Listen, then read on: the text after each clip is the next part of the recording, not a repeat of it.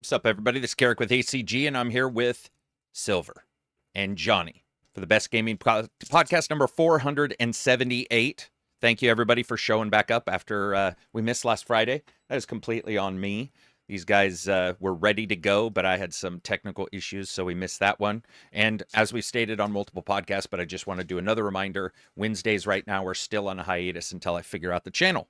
So let's just jump into it. Let's not waste any time. What have you guys been playing? Let's go with Silver first. What's the big jump? What are you dived into? Not very much, honestly. Just Warhammer 3 still off and on, really mostly. Also a bit of Phasmophobia again, because there's a new map for it, a lighthouse.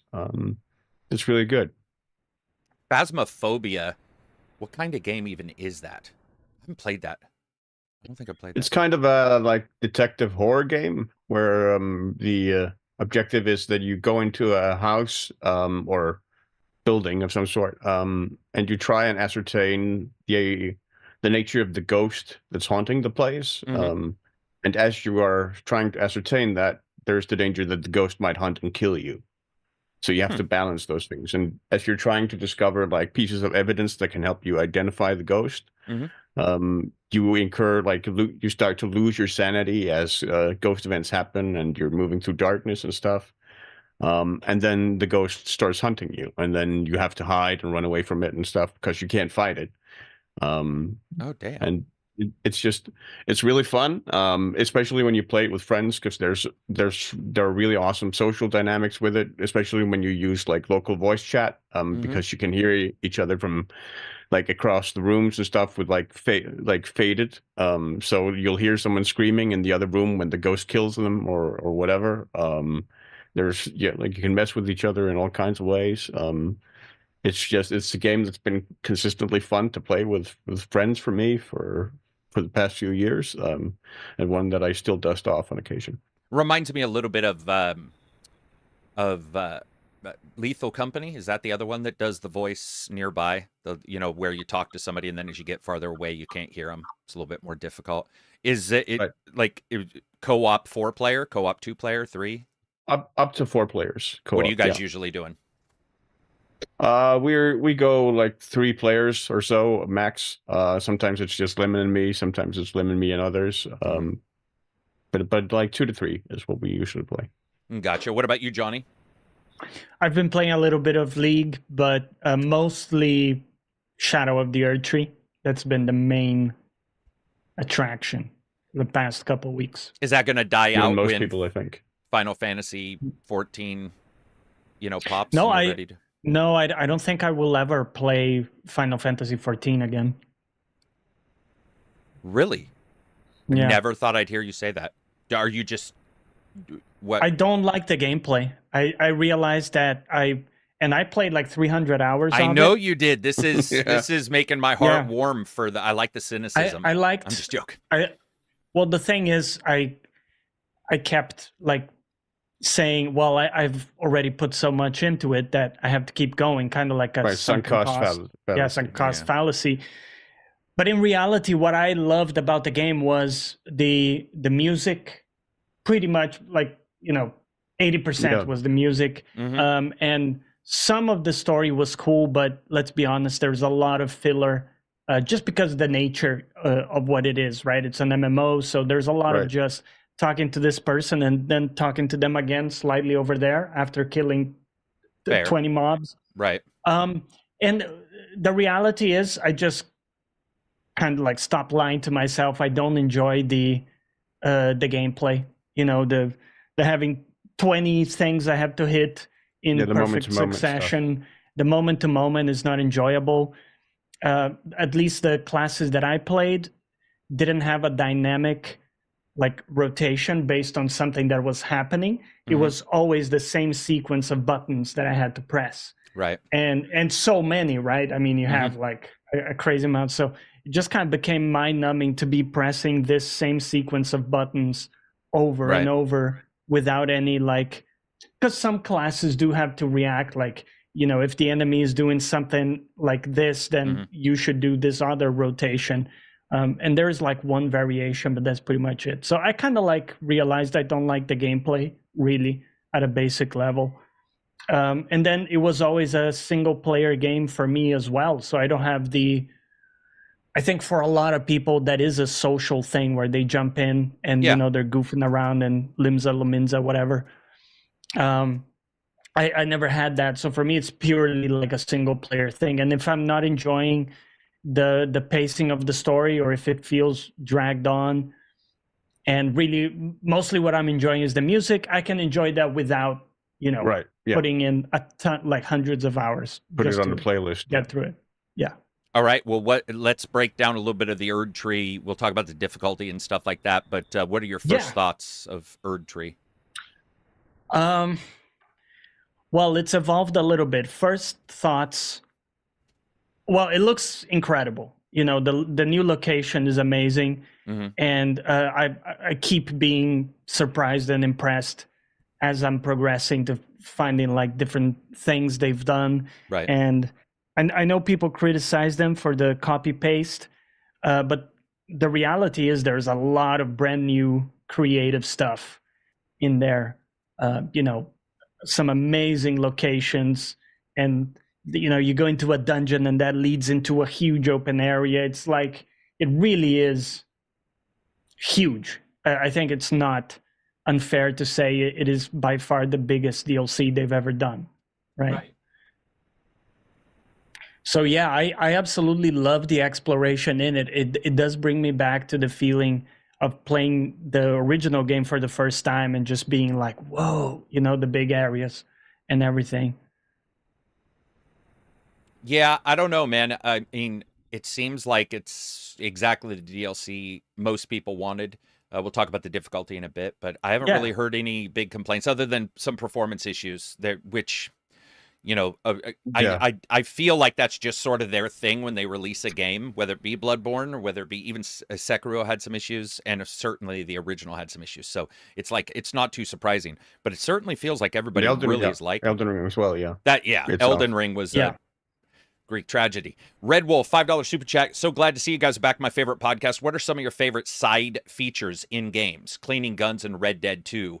That's so weird he mentions that, because we had maybe an hour-long discussion yesterday in the voice chat about that, about the gun. I think we were talking about guns in general in games, and then it got onto Red Dead's idea of how it doesn't jam the gun. It just makes it do a little less damage, a little less accuracy. And when I saw Jay Reaper playing Stalker, and his guns were jamming every 3 seconds, no matter how clean they were. And it became this, like, what's too much side activity in a game to where it isn't fun. Favorite side activities in a game? Are these side activities? I don't know if this is side activities, but one of the best experiences I've had in the past couple of years would be, I don't know about you guys, but ESO's little globes. They're these glowing globes that you find around ESO, its world. I don't know what it was. I don't know if it was a sound like a Ninroot, I think is what they were called in Skyrim, but they have this weird, I'm over here, like Quidditch, the Quidditch ball sound. And there was something about it that caused me to just go from place to place. I mean, I explored, so it brought me back to my WoW days of exploring. And that to me, it may not be a side activity in the way that he's talking about, but for me it was. Do you guys have a side activity that you guys have enjoyed?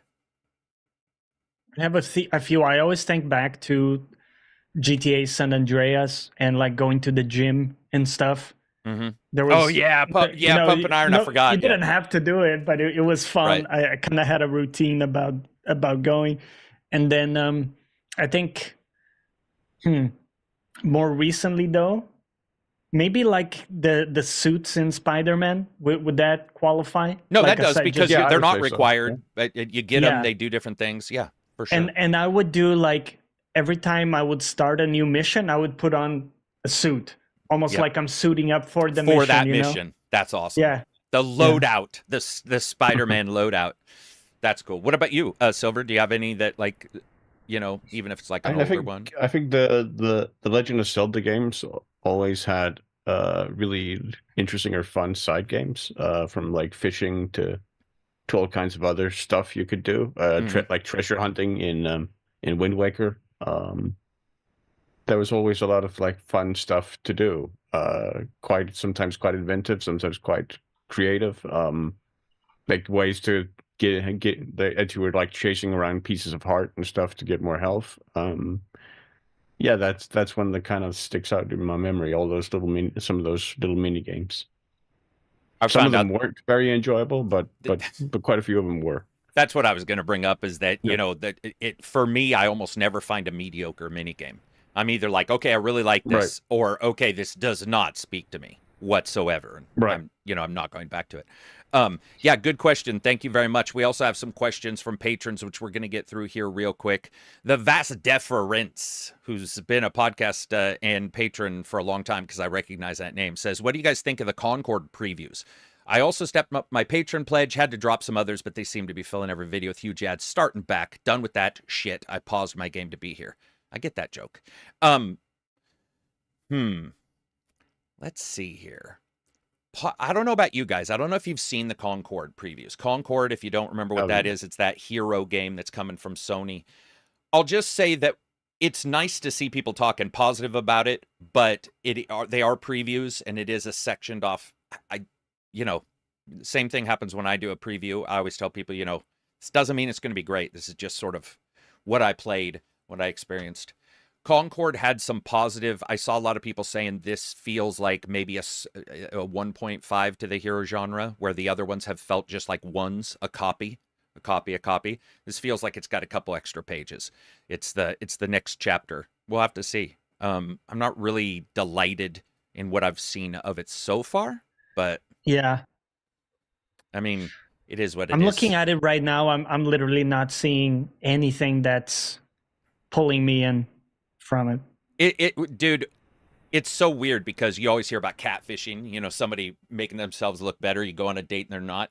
This game did the opposite. It's like, hey, here's us. Yeah. And it's the dude in his whitey tighty, stained a little bit, questionable stains, Cheeto. And you're just like, dude, I like you. You're a normal human being, but goddamn, put some clothes on. And previews, previews of those clothes. And it seems like, as I'm seeing a little bit more, I'm like, okay, I sort of like this idea, like that idea, but man, it's going into a contested area.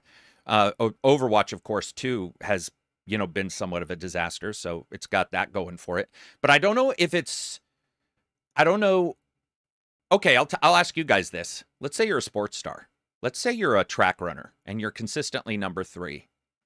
If number 1 and 2 get popped for drugs and aren't in for 2 more years, do you still feel like number good. 1? Right, but do you feel like number 1, or do you feel like you're just number 3 because the other 2 are gone? That's what I'm sort of wondering about this is, will I react to Concord as if it's number 3, but because Overwatch screwed up? Mm-hmm. You know what I mean? Like, I don't know. Yeah. And that's negating.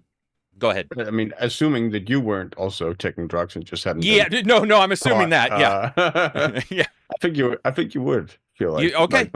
Okay, that's fair. That's fair. Yeah. All right.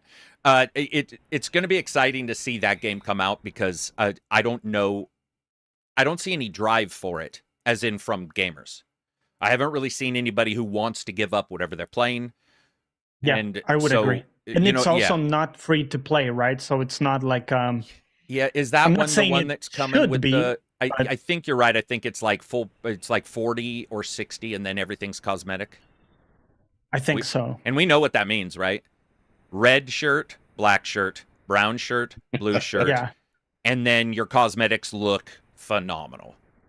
That's my hope, is that doesn't happen. I would love for a company to say, dude, our guys look wicked, and they're going to look wicked when we add the other stuff. Yeah.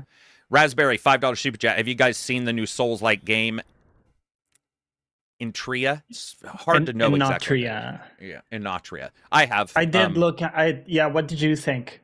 I'm curious. That's pretty rough looking. Very rough. Yeah.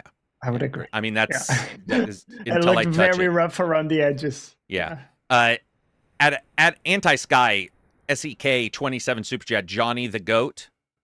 I hope that's not about your looks, and I hope that just means the goat. Right. Yeah. I hope he's not expecting you to go like Sweden crowns. Sweden crowns. Oh, is it? Oh, well, well, pip. And then Gather's Galaxy. Yeah, exactly. $5 super chat. If the other two were cheating, were they ever really number 1? Yes, your roided up guy beat the other roided up guy. Still number 1. Even if I wasn't doing it. It's just the way it works.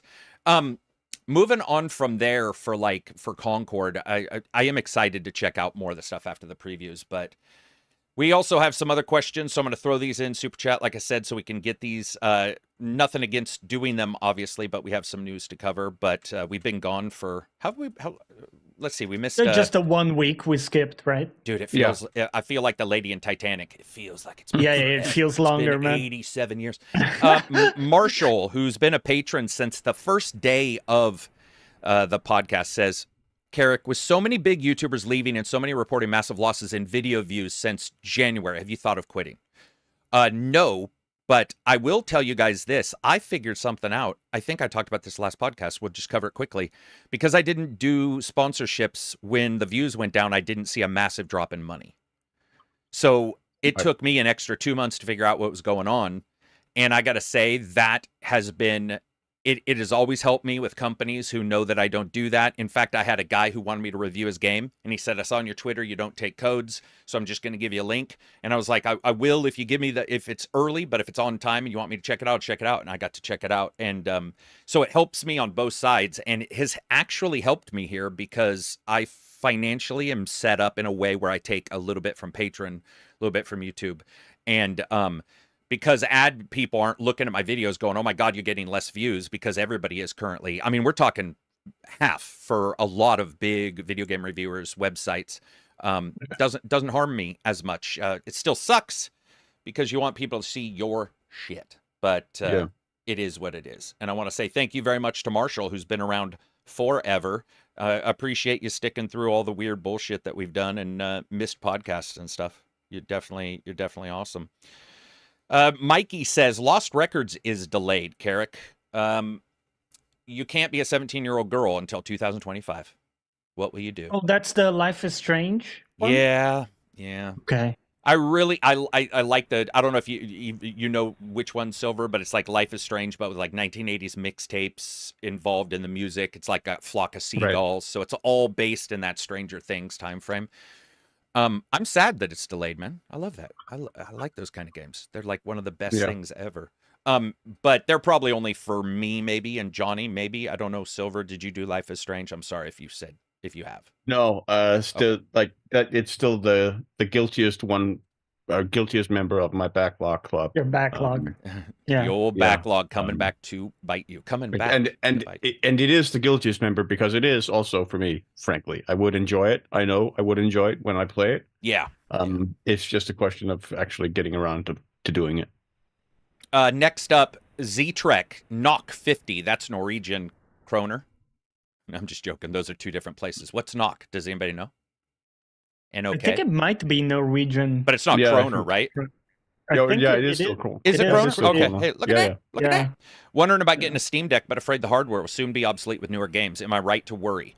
It's obsolete now for newer games.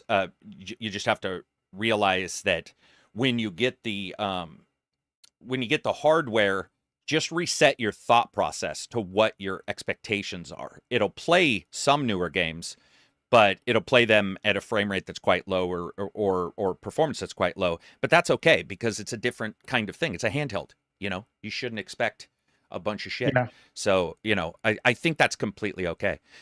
Dead Captain James says, I feel like Carrick just isn't making as many reviews as before. I prefer the podcast personally, but I miss how often he used to review games. Don't have games, buddy. It has nothing to do with me and everything to do with codes and the lack of games coming out right now that we're giving codes. Nothing to do with me. I would love to do a review every day. They do better than the podcasts, even though I like these more because I get to hang with these guys. But it has nothing to do with me, unfortunately. Ups and downs. Yeah, dude. Yeah, it's just sort of the way it is. Next up, Iceus says, Carrick, the podcast is coming back. I joined Discord. It's been too long. You ladies and gents are solid. Best $10 I spent in years, other than the one night we won't talk about. Okay. Thank you so much. We won't talk about it then. Yeah, we won't bring that up. That gives me the willies a little bit. It's concerning. Yeah, we've had a lot of people jumping in, and it's been great, man. I absolutely appreciate it. It's awesome to see people there. Brandon Martin, member for 4 months. What's the one game that you guys have many hours in? Have so many hours in? He says, mine is Modern Warfare 3, 2023. I have over 1,200 hours now. Have a great weekend. Damn. Damn. That's a It's lot of hours. Whoo. Well, what's a game I saw Silver streaming in the Discord, what, two or 3 days ago, you're streaming American Truck Simulator. I'm sure you've got the boatload hours in that bastard, right? Oh, I'm sure I do. I mean, I can look it up. While he's looking it up, what about you, Johnny? In my early years, I played over 5,000 hours of Dota 2. Yeah. I mean, I have 200 hours in American Truck Simulator, which 5,000 doesn't really 200 put it in. Yeah, but it was over many years. Me, I don't think. Yeah. Even. Yeah, like Tetris is, of course, still the big one for me, with probably 10,000 over my life. Yeah, probably for me too. Totally. That and Columns would both be really high. It is funny. Have you guys ever thought you played a game a lot and then you went and looked at your numbers and they're stunningly low compared to what you absolutely. assumed? Sometimes, yeah. There's been times where I've looked at a game and been like, dude, I don't even want to look at this number. I'm sure and there have been times where the opposite is true as well. Oh, where you didn't think you spent a lot, and then you're all yeah. You're like, did I leave this up and running in the background? Yeah, yeah. It's definitely. For me, one of the longest would be, well, like, let's not go with the easy answers. What KOTOR? I don't bring that up as much as I used to. I definitely have a lot of hours in that. Got a lot of hours in Back 4 Blood now. Mostly because we've been doing a boatload of co-op games in the patron Discord, and it's been Division, Back 4 Blood, those kind of shooter games, which are always fun. I'm trying to think of something that's not an MMO. Columns. I'm like Silver, where I Tetris across like 9 devices. Yeah. Columns, poker. What is it called? Poker Smash on the 360. I would guess is probably at 1,000 hours, but it's very hard to accrue that many hours if you play multiple games. If you play one game and sit on it, it's not hard, but it's certainly not easy to just accrue, fucking 1,200 like hours. I just looked up, like Warhammer 3 for me is at nearly 800 hours now. I think if you probably accumulate Warhammer 1, 2, and 3, they're probably over 2,000. That would make sense, because you've been talking about that since the very, even prior to the podcast starting. Those were your thing. Oregon Fresh says, I've learned more about currencies in this podcast than anywhere else. Yeah. Dead Captain says, hate that publishers aren't giving you as many codes. Well, yes, that too, but there's not as many games. Go look at the game release list. It's small. I mean, there's just not that many games, and some of these guys don't have their code ready until day one, and if we are on a podcast day, can't do them. This, by the way, anybody who watches the channel, you have to all remember there are entire months where there haven't been a review, whether it be a technical issue, whether it be there's just not a lot of games. I don't go to events. If you go look at other channels, you'll see a lot of them aren't reviews. They're hands-on previews from Summer Game Fest. And a company doesn't want to release a game code a month or a month after Summer Game Fest, and they're like Final Fantasy or something like that. Christopher Jetzer, $10 super chat. What are you guys' thoughts on Dead Rising Remaster? Looks like Frank West looks older. So we were going to cover that, but we can start it now. So what do we think about the remaster? I mean, I have to look it up while you talk about it. All right, well, I can talk about it. So it looks cleaned up graphically, tighter, higher res, that kind of thing. It's probably Ty Olsson as the voice actor. I'm assuming it's Ty Olsson who did 4. For some people, it's hit and miss. For me, I've always liked Ty Olsson. I've always thought he was an amazing actor. Benny in Supernatural, does some side stuff. He was one of the sheriffs in Eureka, the TV show, who came in to replace the major sheriff for a couple episodes due to a plot moment. I've always liked his coverage of the voice. I think it's old enough. It's not going to matter too much if it's close. I'm a fan, but here's what I think of a remaster / remake of that game. I just have a feeling the time limits will go away. And that will bother me a little bit, because if you want to remove them in later games, it's fine. But if it's a remaster of one, I hope they're still there. And I'm a little bit nervous they won't be. Also, some of the worst escort quests ever in number 1. I mean, dude, those guys were like, so where are the zombies? Yeah. You're like, you're getting attacked right now. They were pretty bad, man. And not only that, but you had friendly fire. Oh, true. Yeah, you could hit them. Right? If you were like if you had to like melee them with, and you were wielding like a chainsaw, bad news. Yeah, true. Bad news. Well, yeah, or maybe you just were like, this person can die. What I liked about the time limits was, and I'm a believer in this, and I know not everybody is, I distinctly do not need to get everything out of one gameplay through. Like, I don't need to be able to make every choice. I don't need to right. So to me, I loved the idea of balancing. Do I get that survivor? Look at your clock. Yeah, because it was kind of like a roguelite game, because you did. It was. If you did, Thank you. If you failed, you did start over, but you kept your the stats. time. You kept the stat. Yeah, and so to me, the idea of that is actually the most I'm worried about, is to see what they're doing.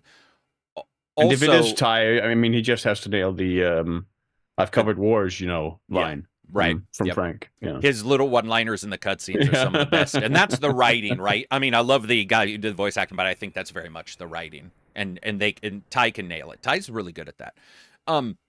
Reading some long-term games people played in here.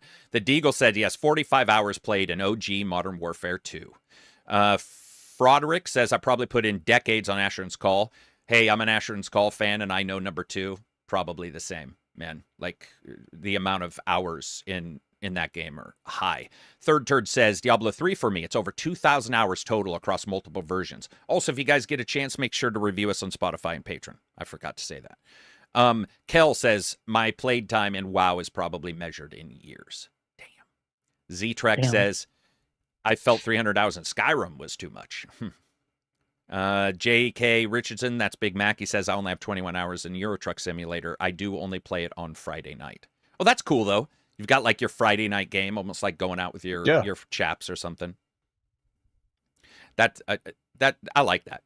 Roadkill says, why don't you say the amount of hours and saying, I have a lot of hours? Come on, man. I don't know what that means. Why don't you say the amount of hours and saying, I have a lot of hours? I don't know who he's talking to. What were you saying? Go ahead. Just actually about Euro Truck Simulator. I looked up the other day, like the player total, the history of its player totals for concurrent players, and it's just been a continual climb since it released in like 2012. To where like a year ago it had like its biggest peak ever at like 80,000 concurrent players playing Euro Truck Simulator 2. And I think it's noteworthy because SCS Software is a company that's they've never been part of like E3 or any of the huge game conventions or anything. Right. But they've still like managed to cultivate this community that's been consistently growing for all these years, where players are not only still playing the game but new players are coming in all the time. And I just think that's a really like noteworthy example of that dynamic. Like, because if you look at like the curve of the player base, it's just like a continual climb. Yeah. No, that's a good point. I don't know if you saw this, Silver, but Forza 4 is being delisted due to the licenses for the cars. Right. And they beat their concurrent ever numbers yesterday. Ever. So after 4 years or 6 years, whatever, I don't know how long ago Forza 4 came out, yesterday or day before, they had the highest player count they've ever had. And you're just like, damn. I do like the idea of people returning to those.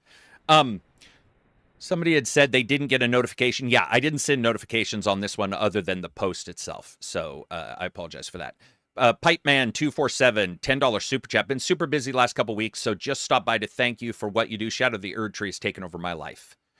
Dude, I'm happy for you, man. The number of people who are playing Shadow of the Erd Tree is and enjoying the hell out of it, which we'll talk about in a second, is awesome. Somebody mentioned Providence Poker. That game is awesome too. I probably have too many hours in that. Raysbury says, what do you hope to see return in Division 3? $5 super chat, and hope to see what's new. So I'll cover this quickly because I know Silver and I both play it. I don't know if Johnny has played as much or of 2 as we have. But what I want to see in 2 is a fix to the end game. I want to see them get away from the incremental upgrades in the end game. I want them to have the summit moment 1 and make the summit more engaging. The descent, or the one that you go down, I think it's called the descent. That one needs to be fixed because it's a lot of stop and go gameplay that it really doesn't appeal to me. I would like to see them make a HUD that just didn't look like they were trying to copy Destiny 2 in all the worst ways. And I would like to see an offline mode. And I'm going to scratch the chance of that ever happening. But I would like to see it. I would love to see an offline mode where you just play it, not worry about being online, because they brought it offline a couple days ago and I wanted to play. I'd set time aside, couldn't play, and that pissed me off because that was like the 8 hours I had that day to play games. So Right. Yeah. anything for Division 3 for you, Silver? I mean, I know you're not Yeah, I mean, I think always diving in. what I would really like the most is just for them to continue what I think has been the Division's greatest strength, probably, which is just the sense of place or location. Mhm. Probably, particularly, I think New York in the first one. At like around the holiday season. Yeah, so good. Like kind of frozen in time there. But Washington too as well. Like some of the levels, particularly in Division 2, like the zoo with the expansion and the Museum. like the museum and the space museum as well. Yeah, like really Amazing. memorable, really well built, really fun to fight through. So like more locations like that with like a well developed sense of place. I think that's really the key hook to get you into the game, and then from there comes the gameplay and stuff. But that is, I think, to me, like the key tenet of Division. Yeah, being in that place and exploring it is why I'm still playing it, because I do the summit sometimes, which for people who don't know, it's just 100 levels of a skyscraper. You go up, it gets progressively harder, and you get some loot.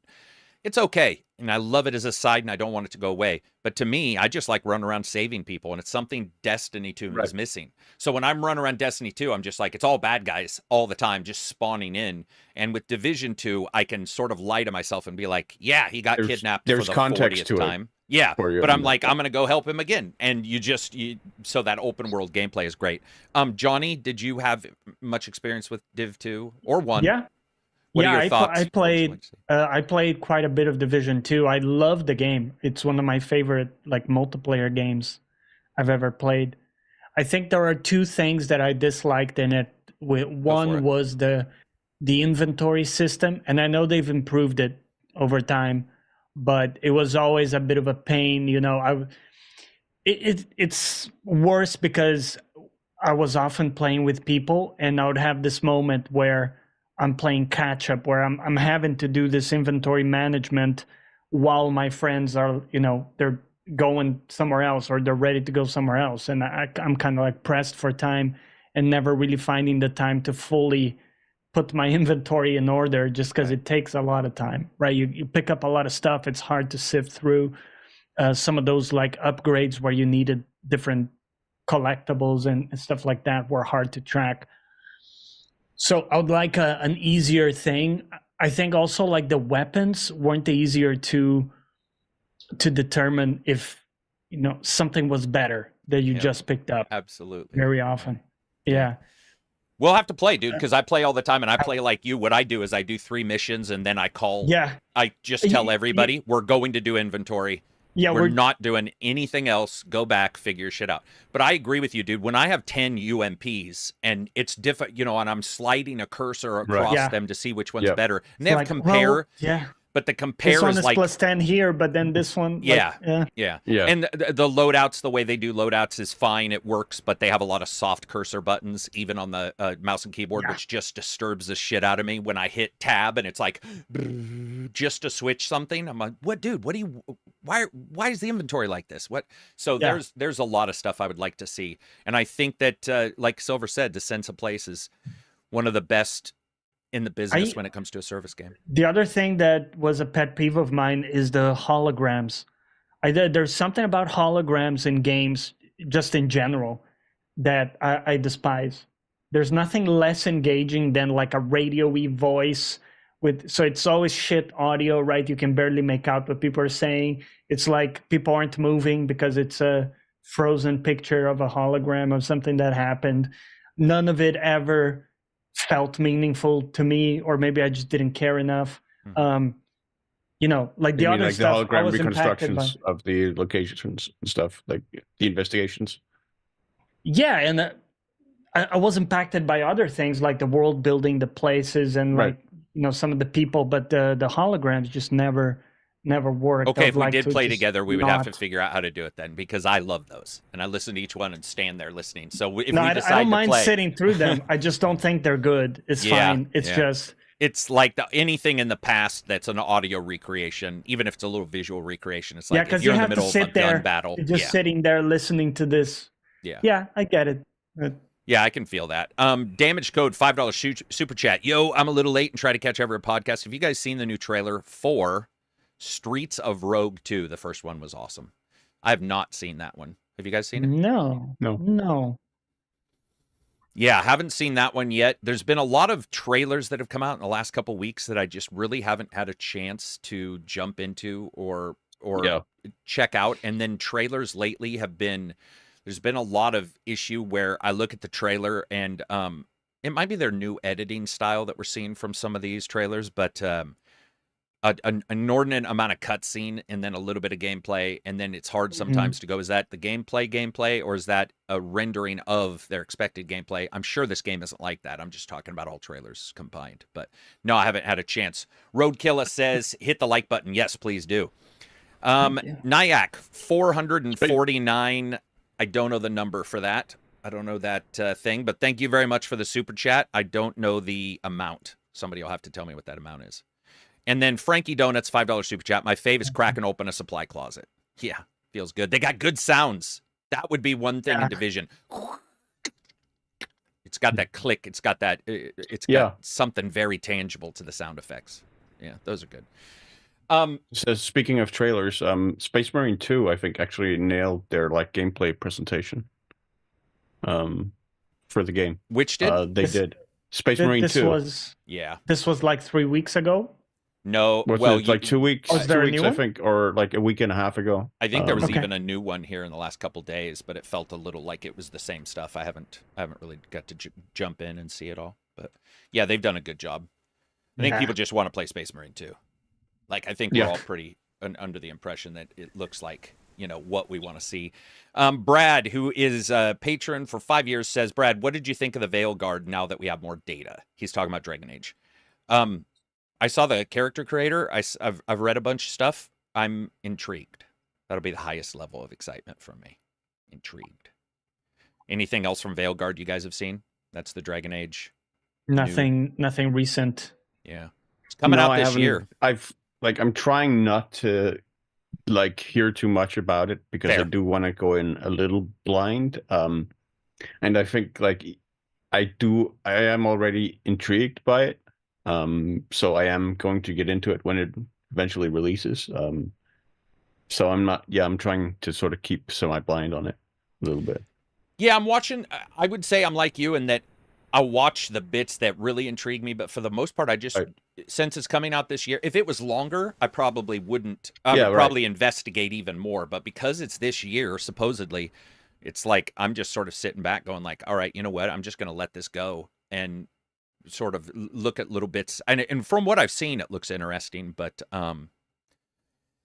who knows, man? I mean, they've got a lot of weirdness in this one that's nothing like Dragon Age Origins or 2 or Inquisition. Yeah, I mean, it's its own thing. I think we talked about, it seems like a pretty wild tonal shift. Pretty wild. That's going to be interesting. Yeah, it's really its own thing, and so it could turn out to be like, oh my god, thank God it's its own thing, or people going,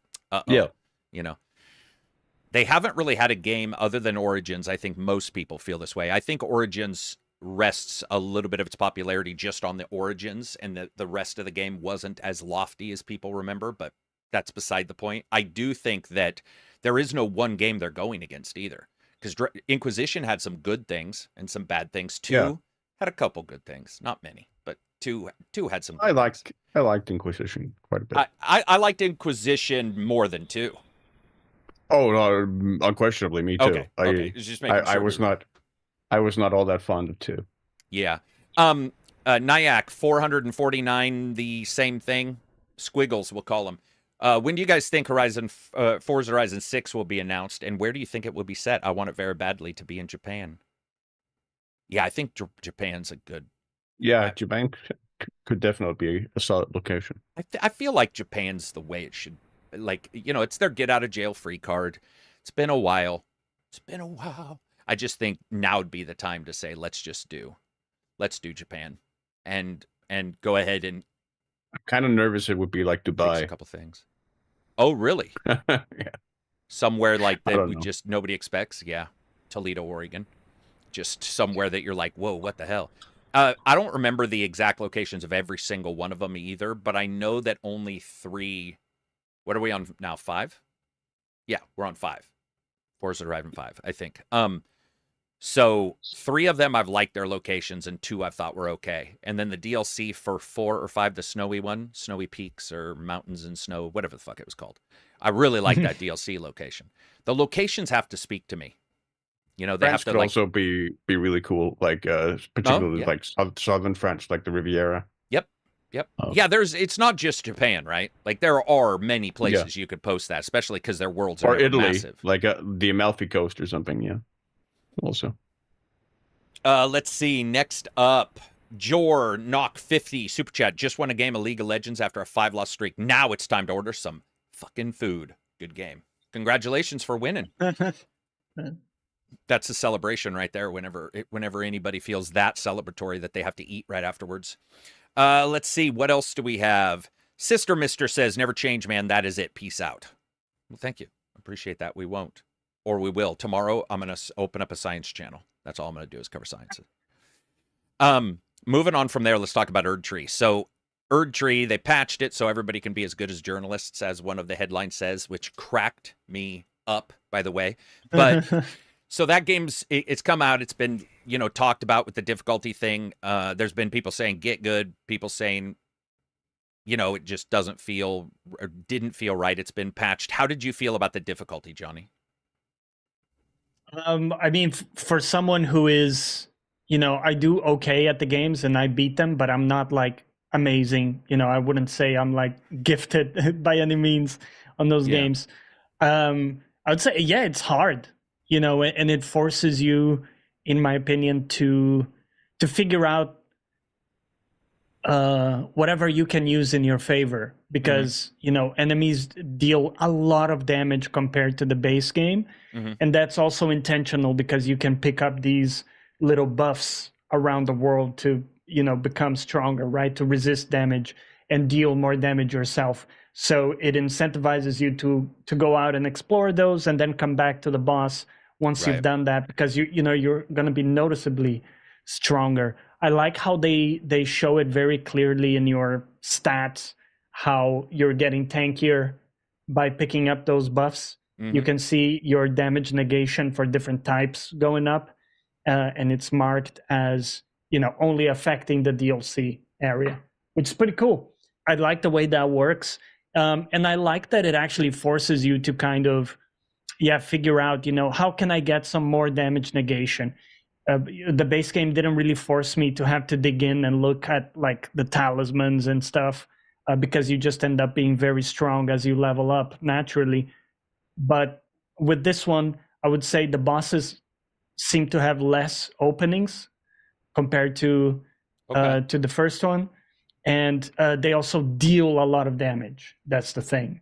So it did force me to, like I say, figure out some things, which I think is cool. It's in a way, it's forcing me to engage with the game more than I did initially, which was rewarding. And overall, like the designs are amazing visually. It's very enjoyable to fight them. There have been a couple that were a little bit BS, with kind of, what would you say, like summoning extra people and having tons of projectiles that are coming at you that feel a little bit annoying. But for the most part, they've been like pretty straight up fights where you just have to get into the details, figure out what the attacks are, when is the end of a combo, right? And you just have to understand a lot of these bosses don't have a ton of openings. In the original game, some bosses you can just they do one attack, you do another. In a way, you're almost like one for you, one for me, tit for tat kind of thing. Tit for tat. But in the DLC, a lot of times I found the bosses have very long combos, so you have to wait for them to do their whole thing, and then you go in and you do one, Yeah. one or two hits, and then you're out again. Yeah, That's kind of how it's been for me. That's always been the biggest thing in From Software games. Don't get greedy. Don't get greedy. Go. Just the one or two. Yeah. But honestly, every single DLC has been hard as balls for me. These games like DS3, the game was a cake. The base game was a cakewalk compared to the DLC, in my opinion. I'm pretty sure it was the same with the others as well. So I'm pretty used to, they want to push you to kind of the next level in the DLC, and they're gonna give you challenges. And so far, it's felt fair. I don't have much criticisms, but you have to be willing to, like I say, get into the details, figure out fights, look at your loadouts, right, and make sure you're well prepared and all that. I think also people are coming into it. It's an extra year out than I think a lot of us expected. If it had been last year, people would have had a little bit more muscle memory. Some people be still playing it. I saw a lot of people who were getting ready a week prior. A week isn't really a long time for a DLC from a FromSoft game. But the other thing to remember is this is a game that isn't like all other FromSoft games. In fact, it's dramatically different. And so the idea of saying, I've heard people be like, oh, you should just have known, blah, blah, blah. Well, this might be their first FromSoft game. So they don't just know. There's no magical DNA particularly Elden Ring. Particularly Elden Ring. There's not some magical thing that's going to let everybody know the data sitting in your closet, typing away on your keyboard warrior. It's something that they have sort of made it clear.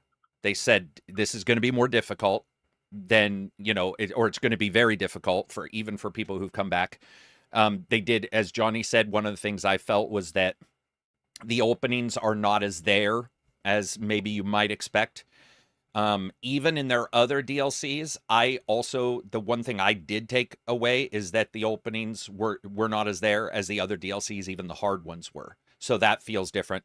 But I think a lot of it's just not recency bias, but coming back to a game that's also going to be that difficult. If it had been last year, like I said, I think there probably would have been other games people were playing, but it'd be 1 year closer. This is such a big DLC, and it took that extra year to come out, and it's just like, okay.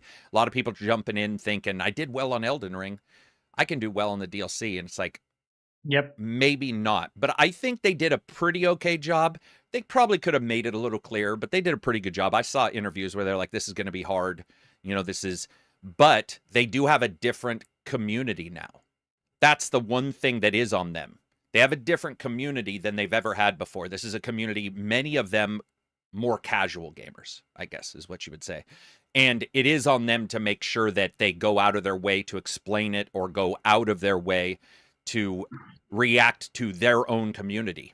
Like, oh yes, this is super popular with a huge group of people that aren't just FromSoft fans. We need to make sure that we onboard them in a way that's informative, both in the fiction as well as like in the mechanics and how you see them. And I didn't see that as much in this DLC. I don't feel like there was as much onboarding to where people could understand if they hadn't played a bunch of FromSoft games. I had just read the interviews, and when they say it's going to be super difficult, my assumption is most devs, when they say that, I'm like, I don't know if it will be. This one in particular is, it's one of those things. Yeah. But they patched it to fix it. And they said that they patched it up so that the first half is a little bit more maybe rampy correctly. I think maybe this is like mid to end game DLC that feels almost like it should have been in the game day one. I don't mean should as if they did something wrong. I mean the difficulty curve feels in there to where you were good. You were right at your good part, where you understand everything. But when people jump back into it, it's like juk, and yep. I think it sounds like they sort of made it so instead of going straight up, if you jump off into this DLC, it meanders a little bit more and then starts to ramp up. I think that's fine. Give people one or two bosses that maybe don't kill you in one hit, or or that that have a little bit of a more thought process. I like that you said that. That would be my one criticism, is that there isn't a ton. Well, you can go many places, so it is very open. You can explore a bunch, even in the very first area. But it's kind of like everywhere you go, there's a clapper. And by clapper, I mean like a strong boss. Like even you go into a tiny gale. Is it pronounced that way? Jail? And there's like, you know, a stat checking dude that will literally one shot you if you don't have good damage negation, you know, starting off, because you start off, you don't have any of those buffs yet. Yeah. So it's like, okay, I guess I'll come back here. And then you go somewhere else, you get smoked there. It's like, okay, let me put down another marker on the map where I got smoked for me to come back to. And it is, I agree with you, it is in the beginning hard to get, like, you know, to kind of get Acclimatized on to your it. feet, Yeah. acclimatized to it. I did find that once I got past a couple, Mhm. I was like, okay, I'm ready. You know, I'm Yeah. full speed. I've been like, I'm now primed. I'm once again the guy who beat, you know, millennia, because it's like your skill level. You know, you prime it to a certain point, and then you don't play the game for 2 years, like you said, and it goes down a lot, Yeah, right? yeah, Until for you sure. can regain it in a way. So, I would like an easing into it thing in the DLC. But at the same time, those are the people who put like Margit as first boss, Yeah. which I thought was way harder than really any of the next bosses. You know, you Yeah, compare Margit definitely. to the next like 2-3 bosses, and it was actually just a harder boss, in my opinion. You know, so I don't fault them, and the fact that the bosses are hard also make them memorable, because I can tell you right now that I'm stronger, I beat a boss on my second try, like a big rhino looking thing. And I already forgot about it because it only took me 2 tries. Yeah. But I probably will remember for a pretty long time, you know, the overgrown cat that kicked my ass for 15 tries. Yeah. I think the other thing when it comes to this branching out that FromSoft is doing because of the success of Elden Ring, any game that gets major success has to look at who they're getting in because you want them to be continual fans. I think what I noticed in Elden Ring's DLC so far, I would agree with Johnny that some are memorable, but I actually don't believe that any of them so far have been as memorable as any of the normal bosses in Elden Ring. Does that make sense? As in, I've defeated them and they might have been hard or different, but I haven't had the sense of awe ever in this DLC that I did have in the original. I don't know if that's a time split. I don't know if it's the design. I find the designs a little expected, I guess. I haven't seen a boss yet that I was like, oh, this Whoa. is the dragon moment when the dragon crashed into me in the middle, in the middle of Elden Ring or something like that, where I saw a boss and I was like, what? In fact, it's just sort of been like, oh, here's a guy with a weapon. Here's a dude doing this. Here's a guy with this. That to me is probably just the way it's going to be because it's not like an Asian inspired world where you're going to see completely different guys. It's like it is still Elden Ring, even if it is this other world kind of thing. I would agree for the most part. I saw a couple so far that have been like pretty memorable cool artistically to you. Artistically, Okay. But it's also, we've seen so much, like in the original game, that it's hard to surprise us, right? And of course, a lot of stuff will be derivative and iterations on older designs and things like that. Yeah. And what's weird is most memorable bosses for me in other games aren't even usually, there's usually 2 types: creative, artistic, awesome, right, but almost never battle awesome, or battle awesome, but almost never artistically awesome. There's like Butterfly Lady or whatever, where I'm like, I didn't like her look or anything, but she was super hard for me. And I remember that fight. There's like Surge, the boss, fucking robot boss guy with the spider like mech that I was like, I don't even like the design, but the guy is difficult as shit. So I actually remember him more than I almost remember anybody else in that game. Not artistically and not in a, wow, this is epic and awesome feeling, but like, my God, this is hard. And it's not negative. It's just like, I remember them for different reasons. Christopher says, $10 ship. ACG, do you think that's because the camera can be difficult to track some of the bosses, so it's hard to remember the attacks because everything is so fast? Hope that makes sense. No, it does make sense. FromSoft's biggest boss is their camera. Yes. FromSoft's own weakness own flashing point is their camera. It's like Ghost of Tsushima. The biggest problem I had, other than the stance changing, which was the camera in tents in Ghost. You go into a tent and it'd be like, and the same. I feel that a Frum's big is the part same of way. that is the lock-on system. Yeah, You know, that I really feel like the lock-on is a little bit of a noob trap.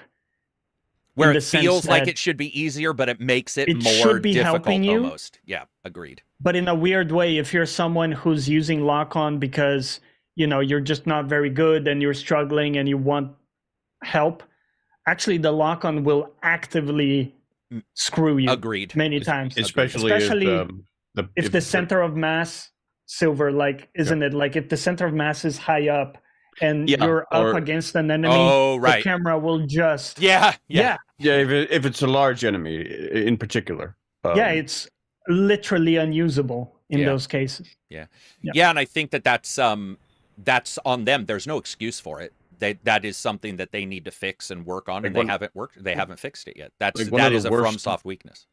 One of the worst bosses, I think, with the camera in Elden Ring was the like the kind of snake-like rotten tree. I forget what it's called. It's called like rotten tree beast or something. That was was that almost Elden like Ring? a kind of snake thing. Or whatever that like it thrashed all over the place. Yeah. Like that thing, fighting the camera with that thing was really annoying. Like the camera was a major opponent of fighting that thing. And we have that in almost any game where there's third and first person. I have the same issue. The camera is almost always never good for both. It's usually good for one. And then you get in the other one, you're like, oh, man. Lock-on in particular, for a lot of people, feels like this will help me move. It'll help me strafe. It'll help me not lose vision of all of the stuff going on. And it does. But as Johnny was saying, what it can also do is slightly adjust. If you're locked on, your attacks will go a certain way. And sometimes what you'll find out without lock-on is you can hit an enemy's hitbox slightly to the left or right, which might make leaping a little bit more easy. So there's this odd thing that it doesn't have a great interplay. That's just their issue. I mean, they definitely have it. You know, I know people think FromSoft is perfect, and I get it. They're not at all. They have a multitude of problems they need to fix. One of the major ones would be camera. The other would be their performance issues that they've had pretty notoriously. But I think still, when you look at it, it's sold really well. We're getting to the sales part, which I'm getting out of the critique and success part, because sales don't always mean good.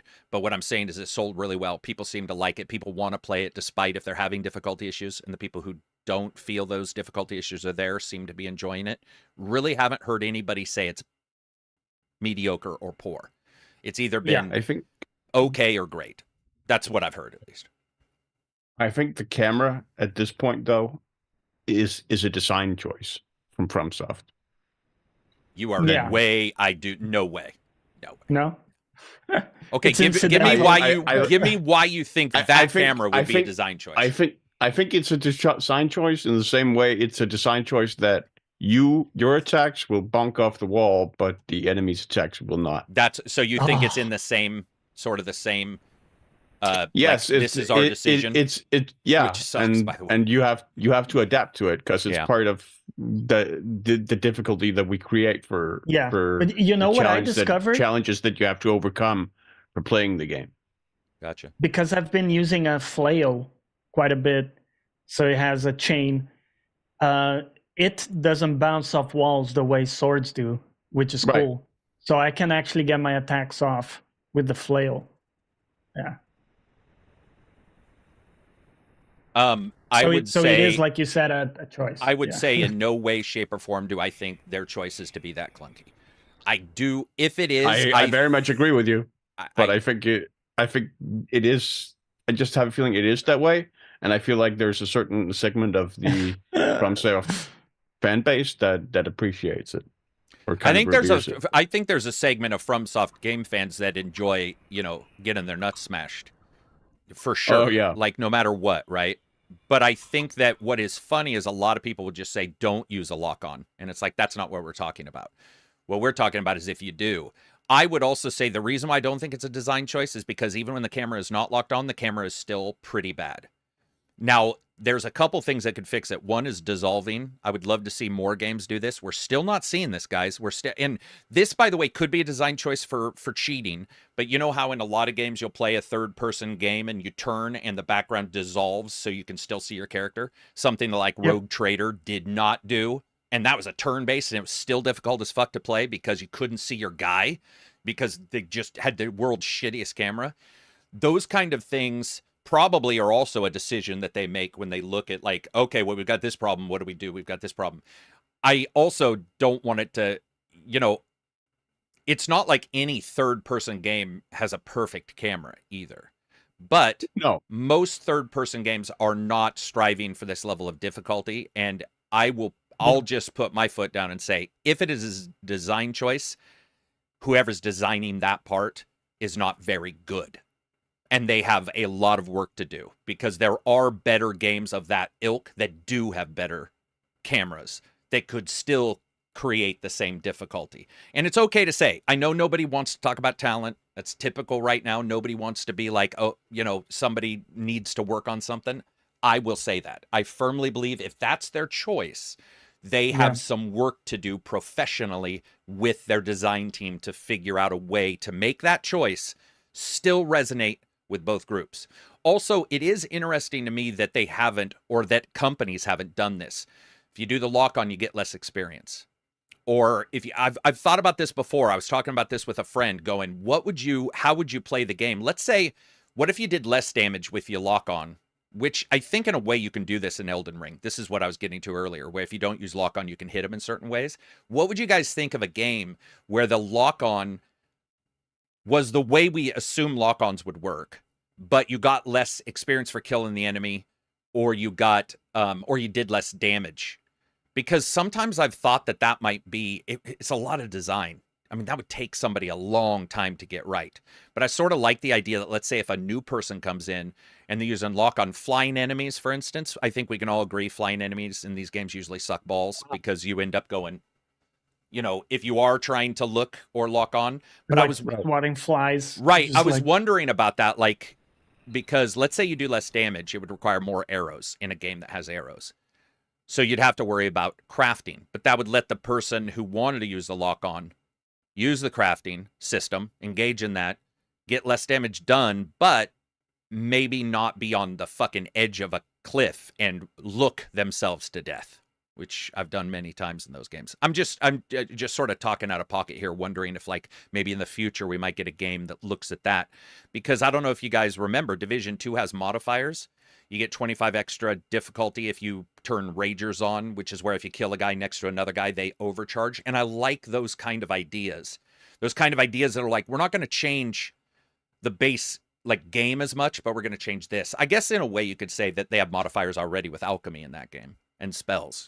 You already do have a great deal of modifiers in that way. But yeah, I mean, that's just my personal pet peeve. You guys know it. I'm anti-camera fucking in games, so I'm just going to be hard on the camera in this one. The idea that you have to hold down B in this case to run around, but you simultaneously have to control the camera. So what a lot of people end up doing is this kind of like claw grip, right? Where like you're holding down and you're moving. It's very unnatural. I've had like an evolution where I use the back pedal. And that's holding B for me. So now I can hold that and move the camera around, which is really nice. And when I want to dodge, then I will use the actual button because that's where muscle memory is. Chris said, I think, this is Chris Jetzer, he says, I think Lords of the Shadow had a good lock-on system and camera, but could be remembering wrong. Chris, do you mean the new one? Lords of Shadow? Isn't that the Castlevania one? Isn't it called Castlevania Lords of Shadow? I feel like that is what he's talking about. That's why I was asking if it's the new one. That's not new, but that's Fallen. Somebody said Fallen. All right. Well, I don't know which one you guys are talking about. There is Lords of the Fallen, but there is also Lords of Shadow Castlevania. So yeah, that's why I'm wondering. So now we're thinking it's Lords of the Fallen he's talking about, not Castlevania. Just because Lords of Shadow. Okay. we were talking about Souls. Jor767, knock 550. ACG, would you ever start streaming on Twitch, the podcast? ? Yeah, we've actually discussed doing that. That's just on me. Streaming to two places is quite difficult to sort of make sure that your tech issues are sorted out. And then you also have to worry about two different chats. And I've discussed this many times, but two different chats is a little odd because somebody somewhere is always going to feel like you're ignoring them. But we will be trying that. Benjamin says, you guys should really look how the devs for Armored Core 4 held the controller. Why would I care about how Armored Core devs held a controller? What is it some weird like Probably like this or something. I don't know. Arachnid. Like somebody begging for milk. Yeah. What when it comes to Lords of the Fallen, anything or sorry, now I'm stuck on it. God damn it. When it comes to Erdtree, yeah. Yeah, I mean it looks like one for really the most cool part, thing it's too, by the doing way. well, which is great. I found some cool weapons in it. There, I found weapons. one that has like a blink strike that's amazing. You kind of like turn into lightning, and you know, Damn, like, really? phase into the enemy at gap close, and you do a big attack. So very cool. There's a new incantation that's also very good for thunder, and that's what I've been running. So it was really, really cool to see. And yeah, they got some amazing weapons, man, for sure. Yeah, I would agree. I think that's one of the best things. Somebody is going to make an app to put all the chats in one place. I think they already did. I think you can use Restream for that, but it's one more middle ground between us and them, which is one more issue between us and them. It is one more tech issue. Fighting Dog says, stay on YouTube. I'm not leaving YouTube. What? What's happening? You guys, I'm not leaving YouTube. What?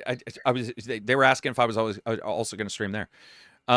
Benjamin says, oh, held basically backwards or upside down. It looks jarring, but people who played the game said seems about right. Oh, gotcha. I haven't done Armored Core 4. Aren't we on 6 now for Armored Core? Yes. Yeah. I haven't seen that one. I hold my controller like any grown man.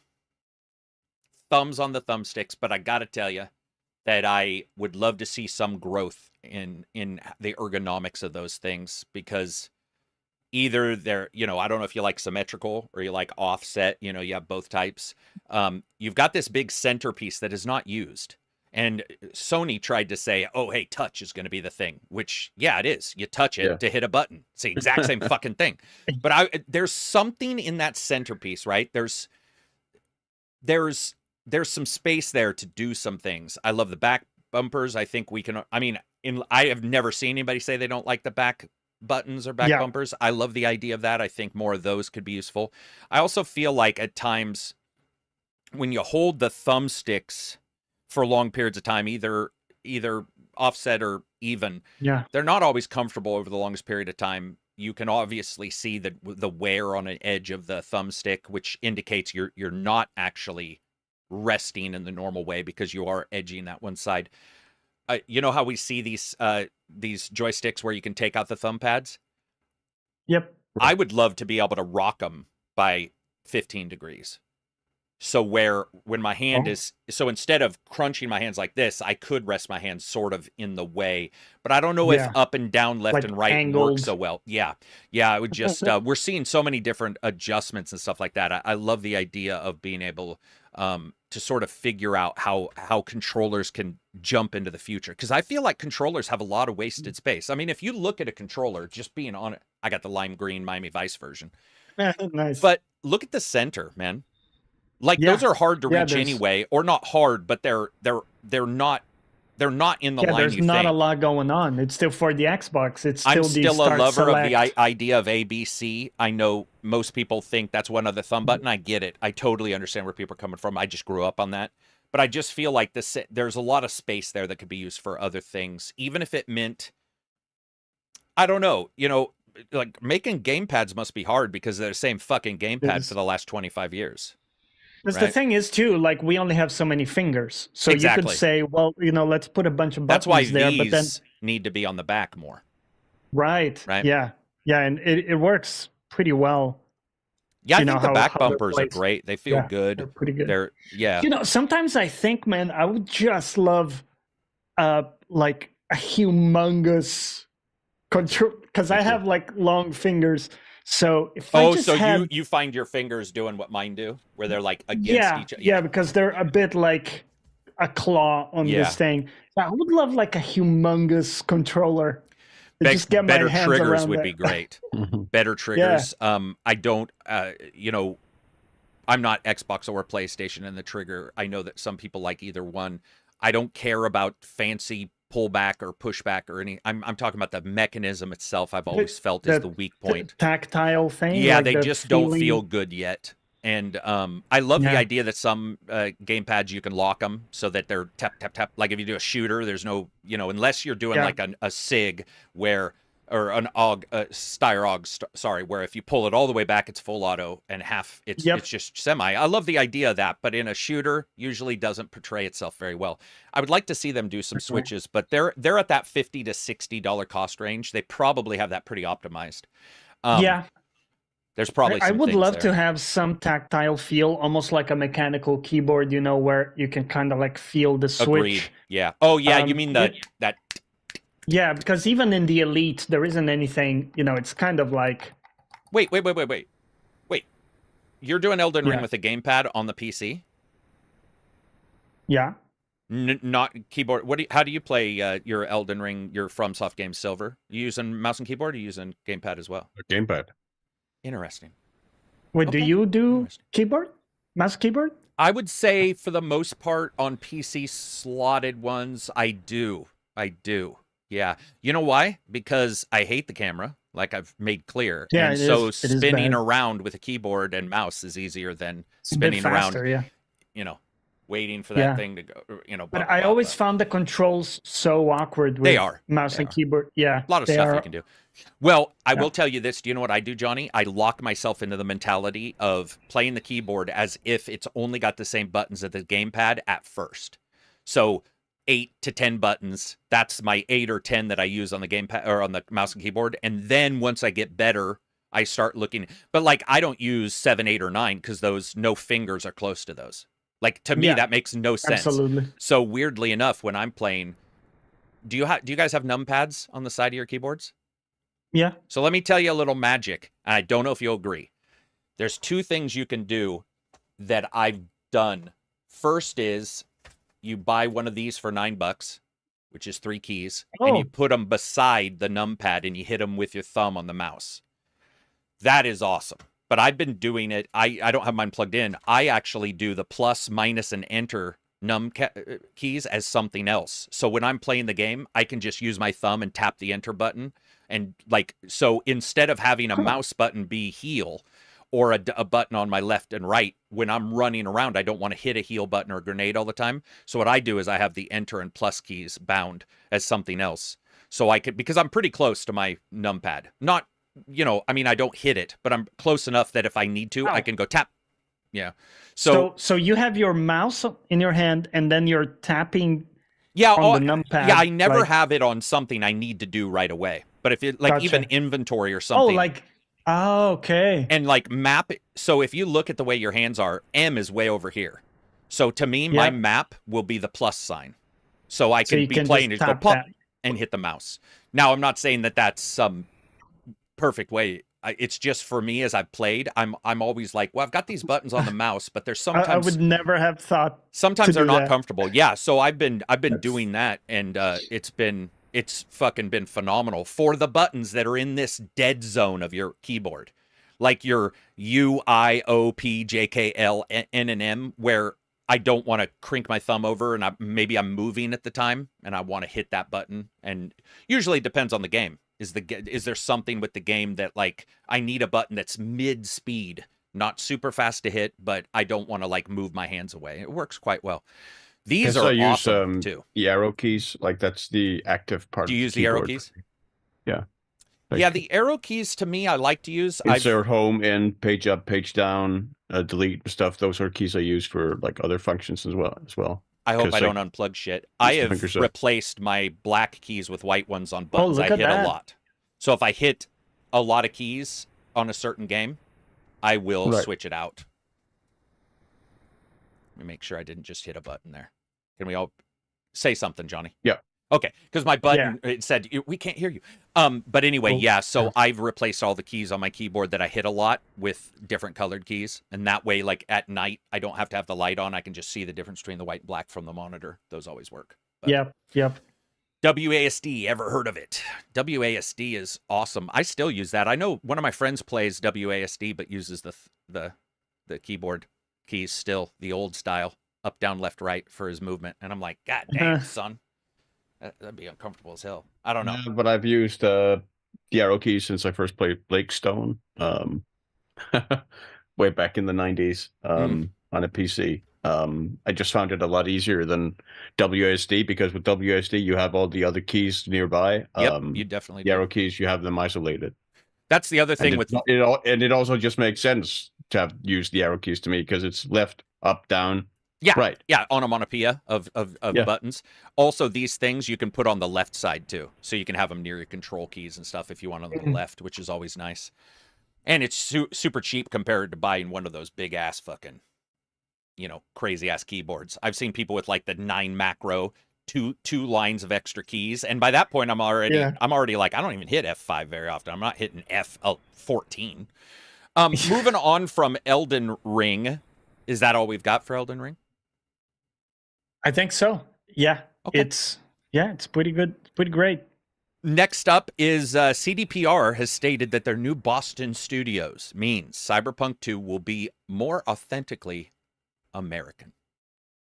America. I mean, they do, to be fair, in their defense, they do have a lot of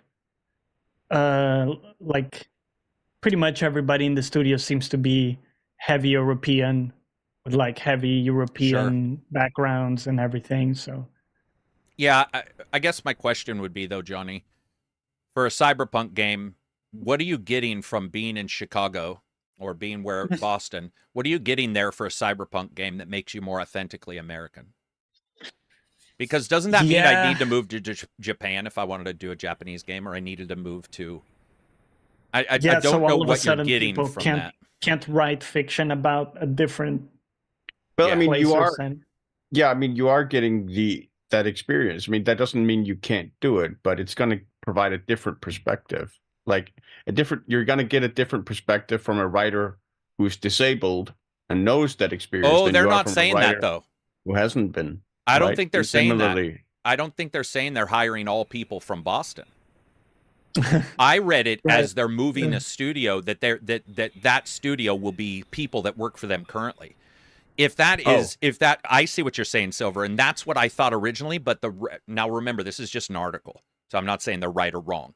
What I took from the article was just that they've got the studio in Boston, but it's still the same people they've already said were working on Cyberpunk in the first place. Oh. So it's not like they're going to Boston to hire people. It's the people who were working on Cyberpunk would now be working in Boston. And I was like, yeah, that would seem incredibly counterintuitive. That would seem. Also that they would have to, not only that, but that those developers would then have to move to an entirely different country with an entirely different like healthcare system, and everything. Relocating the studio will magically like change people's. Yeah. I mean, also, we don't know how many people they put on it. And like I said, I'm sure it'll be a mix. I'm sure they'll hire people locally. Like that's, you just do that just because you're building up a studio. But that was sort of why I brought this up, because it was such a weird thing to read, be like authentically. But by the way, I don't have an issue with that. If they want to base it there and they want to use walk around, get the feel of the city in the future, I was sort of taking the piss at the starting, but that kind of stuff for sure works. But I was just laughing at authentically American because I love Boston. If you say authentically American, you have to realize how big America is. You're like, I don't think any one place is authentically. It does also sound a little tongue in cheek. It does sound a little tongue in cheek. It could have been. It could have been. I'm excited for it regardless. To me, Cyberpunk is done. The ire I have towards that game and those situations will always exist, but they'll have nothing to do with this one. And I'm hoping all the best. I want to. The immediate thought I get when somebody uses that term, like authentically American, is like the local like diner in like a European country, like American diner. that has like all the like Americana There's stuff on the They wall. have the- iconography and stuff. Yeah, They have the same like seats, right? the from jukebox and diners. stuff. Yeah, But the guy who comes up to you, it has a thick Slavic accent, and you're like, yeah. I'm not pretty 100% much, yeah. sure this all or works. Swedish. Yeah, Or Swedish. Yeah, you're like, dude, what? Wait, what? I love the idea of it, though. I'm also, I'm happy that they've figured out their shit. They got a new engine. They've discussed all the problems. They've sort of, stopped with the pretending that what happened was what was supposed to happen. They're like looking in the future. That's the way I want them to do it. I'm pretty excited to see what they can do with an engine that is much more capable narratively, something that they bitched about openly. PC Gamer did that podcast where they had the narrative writer come in, and he was like, they thought they could do something and found out very early, oh man, we can't do like a tenth of what we want to do with this engine. So having a new engine and be able to do what we want narratively. I was listening to Ken Levine's discussion is 10 years ago. He was talking about narrative, and he was talking about let me say this because I don't want to speak for him, but I took some notes on Ken's discussion, and he calls this when a game overreacts to you on radical recognition, meaning when the game overtly makes sure that it's seeing what you're doing. And I think that Cyberpunk was exactly the opposite. And so I'm hoping for something a little closer, not all the time, but that reaction. He was actually bringing up a good point. He was saying to him the radical reaction was around Shadow of Mordor and the Nemesis system in particular. He was talking about how he felt like, and he admitted openly, he's like, yeah, there's been some issues, but he liked the idea of this game that reacted directly to what you did. Also, very depressing talk, because he also mentioned, I don't know why more companies haven't done the Nemesis system. And it was apparently prior to the IP, them locking that down. I was like, oh, that hurts. That hurts. Because even developers are like, dude, we want this. Anything for Cyberpunk other than it's going to be authentically Bostonian? Any? Do you think you have to be because we see, writers, they write about cultures that they're not a part of, and they just research, right? They talk to people from those places. Do you think like to do an amazing game or whatever media, do you have to have people from that, or can you simply research it and have it be better for that? Go ahead. I think you can definitely get away with just researching it, though that does take a lot of work. I don't think you necessarily have to be. I don't think you necessarily have to have the experience of being a disabled person to write about people with disabilities, or to be a woman to write a female character, or to be a man to write a male character. I don't think you necessarily have to belong to that identity, or however you want to term it. But I think certainly bringing in people who are part of that identity does help you bring perspective. Yeah. And I think certainly that is likely to be part of the research that you're going to do.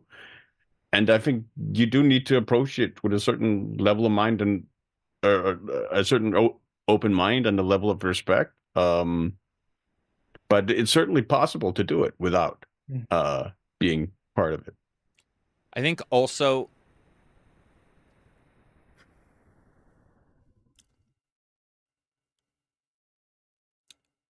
there's no other way that I can think off the top of my head to do this comparison other than what I'm going to say. But when you say, oh, we've hired this person from that place, therefore we know everything, it's sort of like saying my token friend who's a different race means I'm not a racist. There's a weird thought process of one person, because that person, just like I am not, doesn't represent the entire culture or the entire identity. Yeah. But what it does do, as Silver pointed out, is it does bring in some knowledge of those, like, what does this sound like? Is this sound right? Yeah, what is this local custom or whatever that we might not have encountered otherwise? And do you guys know what missed really this? Good. I just want to point out one game that missed this was Mirage. Mirage did do that, and Ubisoft is quite well known for doing okay on this, but they didn't in Mirage. I've been talking to multiple people on our podcast who speak Arabic and there's different dialects, but they were saying some of the stuff what the characters say is just gibberish. It's just it doesn't. It's almost like, I guess you could say, old slang almost. And if you get the guy who comes in who's 40 talking to the 18-year-old, and what he says might be the same words, but because the entire meaning has changed, because everything has changed, it doesn't mean exactly the same thing, or it doesn't make sense anymore at all in that context. So bringing one in, I think, is a bad idea, or not a bad idea, sorry, but is not nearly as powerful as it sounds. I think, I think in all honesty, study is the best. True study. I mean, we diss on Ubisoft for a bunch of stuff, but they send a bunch of people, and then those bunch of people go and take a bunch of data and bring it back versus one who maybe you say is the expert. We've seen this with TV shows. They'll be like, oh, we got a scientist to help us with our TV show. And you'll see Kyle Hill do a 2-hour video where he just deballs all the science. And you're like, well, if they brought a scientist in and you find out that somehow the writing of the show went slightly different to what that original expert knew, and so it sounded good to them, but the people who really do know that thing are like, that doesn't make any sense. I also think it's okay because it's a game. None of them are realistic too much. So when I hear, like, if I don't like the thing for Mirage, that seems like a pretty glaring problem. Like, that seems weird that happened. But for the most part, if somebody speaks slightly different, I'm not too bothered by it, even though I'm the guy who hated David Duchovny because he called it Oregon. But no, I do think that having the one person can help to just check, like, does it pass the sniff test? Because you can do research, but we see it in films where they try to do localization and they clearly didn't have a single person from the area to just double check. Like, Fast and Furious, I think 5 was in Brazil, and a lot of people weren't even speaking the way Brazilian people would speak. Right. And I can say that because I'm from Brazil. And likewise, if they had one Brazilian person to, like, hey, does this pass the sniff test of how someone would speak? They would say no, right? That's not even our language. That person is speaking Spanish, and we speak Portuguese. So, yeah, I think the one person can help with the sniff test. But yeah, as you say, it won't give you the full picture, right? When I get 3 of my friends together, Cadiz and all those guys, and they start talking, and they're all from Oregon. They're all from the same location, and even they have different slangs. That's how or not dangerous. That's how convoluted language is. Which to me, this kind of stuff fascinates me. But I know, to me, it's just a game, so I'm not going to be too bothered by it anyway. If it is off, it's just like, okay, I don't have an issue with it. Let's talk about something we do have an issue with. Go ahead, Silver. Just one of the things I really admire about the Warhammer Fantasy setting is just the way they take real orcs, like real, and they ask them real world, no, not real world, like civilizations or societies, and put a twist on them, like whether it's the Dark Elves or the Empire or Britonia or whatever it is, and then they put a twist on them from in the way they relate to, like, their sort of real world counterparts, with like massive amounts of historical research and historical and cultural research, and they've like misstepped pretty significantly, like back in the olden times with some of their depictions. But really, as the years have gone on, it's gotten better and better, to a level where now I think, like, the level of research and stuff they do with stuff that came out with like Cathay, for instance, recently, for Warhammer 3, I think is genuinely, like, impressive. The way they sort of use cultural customs, cultural myths and stuff, and integrate them into the setting, in a way that's recognizable, but is still has that Warhammer twist where everything gets dialed up to 11, as Spinal Tap would say. It's just fun, and it really is one of the main appeals of the setting, is that it's this recognizable world that feels real and recognizable, and yet it still feels extreme and fun. In chat, I said, asked you guys, what games do you guys think a company nailed the realistic setting, a real place in? if there was one that you guys actually really enjoyed. Next up, let's talk a little bit about Star Wars Bounty Hunter. So this is getting a remaster.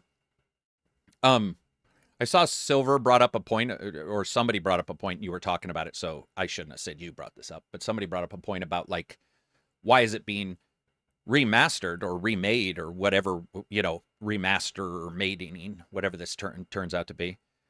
But I thought it was a pretty I went back and looked, seemed like it was fairly popular, seemed like a lot of people liked it.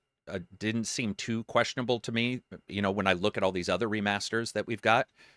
But I'm sort of excited for it overall. I mean, I don't remember much of the original game. Have either one of you guys played Bounty Hunter in, like, I played 10 it. years? Back, like it was one of those games that was always in the bargain bin at the game store. Right.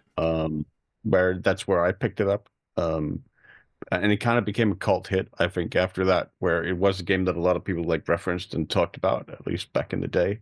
That was my impression. It was fun. Like it wasn't a master game, like a masterpiece or anything. It wasn't that memorable, I don't think. But you know, you played Jango Fett, you were catching people for bounties. It was good fun. What does disconcert me about the remaster, though, or the remake, is that it's Espeir doing it. Especially given the whole debacle around Knights of the Old Republic 2 from them. And how that whole thing went down. So that gives it a little unfortunate twist for me. But I mean, maybe they've turned things around after that. We can hope, but it doesn't look too promising, I don't think. I don't know about you guys. I just feel like it's being made simply because we have Bounty Hunter TV shows, Mando and stuff like that. So to me, I think unquestionably, yeah, it's cashing in on the Mandalorian popularity. And it's an easier get than a brand new one. It's like, hey, we know it was somewhat liked. We're going to touch it up. It's an IP they already have. Exactly. Yeah, it makes sense. Already in-house. Price-wise is going to be the big thing, right? Like what the price is. And I'm hoping, and I know I'm wrong. But I would love a $30 price. Yes, I know that doesn't make sense. It's just probably not going to be that. It'll probably be at minimum 40, 50, or 60. But I would love for them to be like, hey, man, we're turning this around quickly. Hey, here's, you know, we got Mando. I can't remember if Boba Fett and Mando are still going or if maybe it's just Mando. I can't, because I don't follow the shows too much. I watch them, but I don't like track where they are in development. But yeah, that it seems like it's just, hey, here's a Star Wars is doing good. This is a game that was genuinely liked by a lot of people. Let's throw together a remaster. But the price on these things need to be representative of the competition they're going against right now, which is unfathomably larger than it was 10 years ago. Like the competition for your money is so beyond belief now that you sort of got to figure it out. You got to price it for competition, not just what you've spent in. I know this sounds weird, but it's like, you can't just say we put enough work in it to charge 60, because it's drawing a line in the sand that right now, I mean, we have a lot of people who are their Game Pass, that's all they've known, or they bargain bins or Steam sales. So when you have a Steam sale, didn't Steam sales just start yesterday? Another line of Steam sales? Yep. Yeah. Yes, so summer sale. Yeah, summer sale. So you look at this summer sale, and then we've also had this, I'm sure you guys have seen this, but like Beyond Good and Evil or something pops, and you're like, well, I can get the other version that isn't updated, but it costs $9. You know, I'm not saying that one is the same because I don't know the price of the old one, but I'm just saying that you get the remaster and you look at it and you're like, well, why do I need to do that? I can just get this other one that I can turn on upscaling, and it probably looks genuinely somewhat the same, and it's been patched up to this point. Bounty Hunter, I don't think, has a current version on PC. I haven't played that game in ages, but yeah, I'm excited to see it overall. It's just not gonna change my life if it comes out at 60. I'm just nervous it will. I don't know why, but I feel like companies right now are fucking missing the boat on the pricing. It's like, if you have different denominations of fucking cash, why are you not doing different denominations of your prices of games? I know that we've seen some go at 40, but the majority are still at $60 sometimes. And you're looking at it going, dude, if this was 30, the amount of purchases you would have, especially if it's good, versus, oh, it's good, 60, or oh, it's good 30, and I can get 2 games, I'm going to buy that game and another game. And I don't know. It's just the pricing is weird right now. I feel like this is happening a lot. We give Ubisoft a lot of shit, but they price Mirage better. You know, we get some of those where they're pricing them correctly, you know. Anything more about Star Wars? So we got Star Wars Bounty Hunter Remaster or remake, I can't remember which one, and then Dead Rising remake / remaster, whichever they turn out to be. So they're going back in time, man. Dead Rising is what, 20 years old? No, 15. No, it's not 20. That's on. It is 20, I think. Yeah. Definitely. Really? Dead Rising 1, 360, right? 360 launch title? It's from before 2004, I'm reasonably sure. So it would have to be. I feel if it is, dude, man. I know. Like, that sucks. I know, brother. Yeah. Makes you feel old. I remember, I think that was launch or after launch for 360. I can't remember, but I remember playing Dead Rising and just being like, man, this is fucking so good. It's so awesome. Yeah. And then you look at it now and you're like, damn, it's a rough looking game. But back then, you know how we always say that, you know, oh, it looks like there's no game that'll look better than this. It looks real. Look at the grass. And then you see it 10 years later and you're like, damn, was I just more blind back then? Like, I don't know. Comparisons are always weird that way. Let's give away something. Let's give away Shadow of the Erd Tree. Well, damn. But let's ask some questions. Let's figure out a question. Let's do a hard question. Okay. Let's see. Quiz about the game? No. Let's do a quiz. Let's do...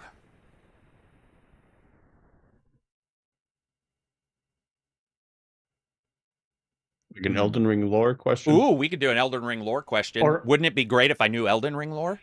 or like, what's the name of the boss you need to beat to enter the DLC or something? Or maybe they'll get that one too quick. Well, we'll continue talking, and I'm going to look for a question here. What else do we have for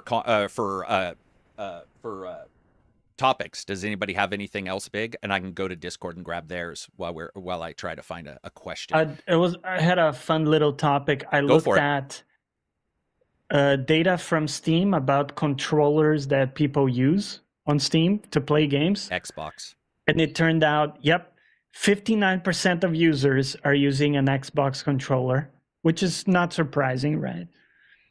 26% are using PlayStation controllers, and 10% are using Steam Deck, using the Steam Deck.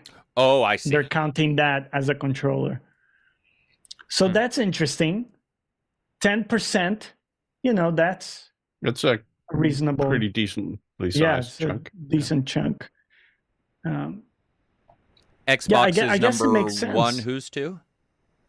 PlayStation at 26%. Nintendo's Ultimate Pro controller isn't on there. Does that even happen? I don't think it has PC support. How many are using the Atari Jaguar? I would think maybe there's a mod or something to implement it, but yeah. It's interesting. Some people use the PlayStation. It kind of seems alien to me, but it makes sense. Some people prefer the PlayStation controller. Yeah, Lemon Streak does. Oh, you mean when they're playing on PC? When I play on PC, I'll play with both. I'll play with whatever has battery power. PlayStation has a couple little idiosyncrasies with compatibility sometimes, exactly. But overall, it's better now, native support. But I've had to jump through a few hoops with the PlayStation one, so I don't really fuck around with it for one PC. Of the things that also popped up was best bosses and stuff like that to keep with the best gaming podcast sort of discussion. We were trying to come up with best of. But then I was telling Johnny and Silver, what I sort of wanted to do was what's the best weather effect in a game? Mm-hmm. Like in a game, the best, it can be wind, it can be the sound of wind. But do you guys remember a game where you were like, this is the best effect?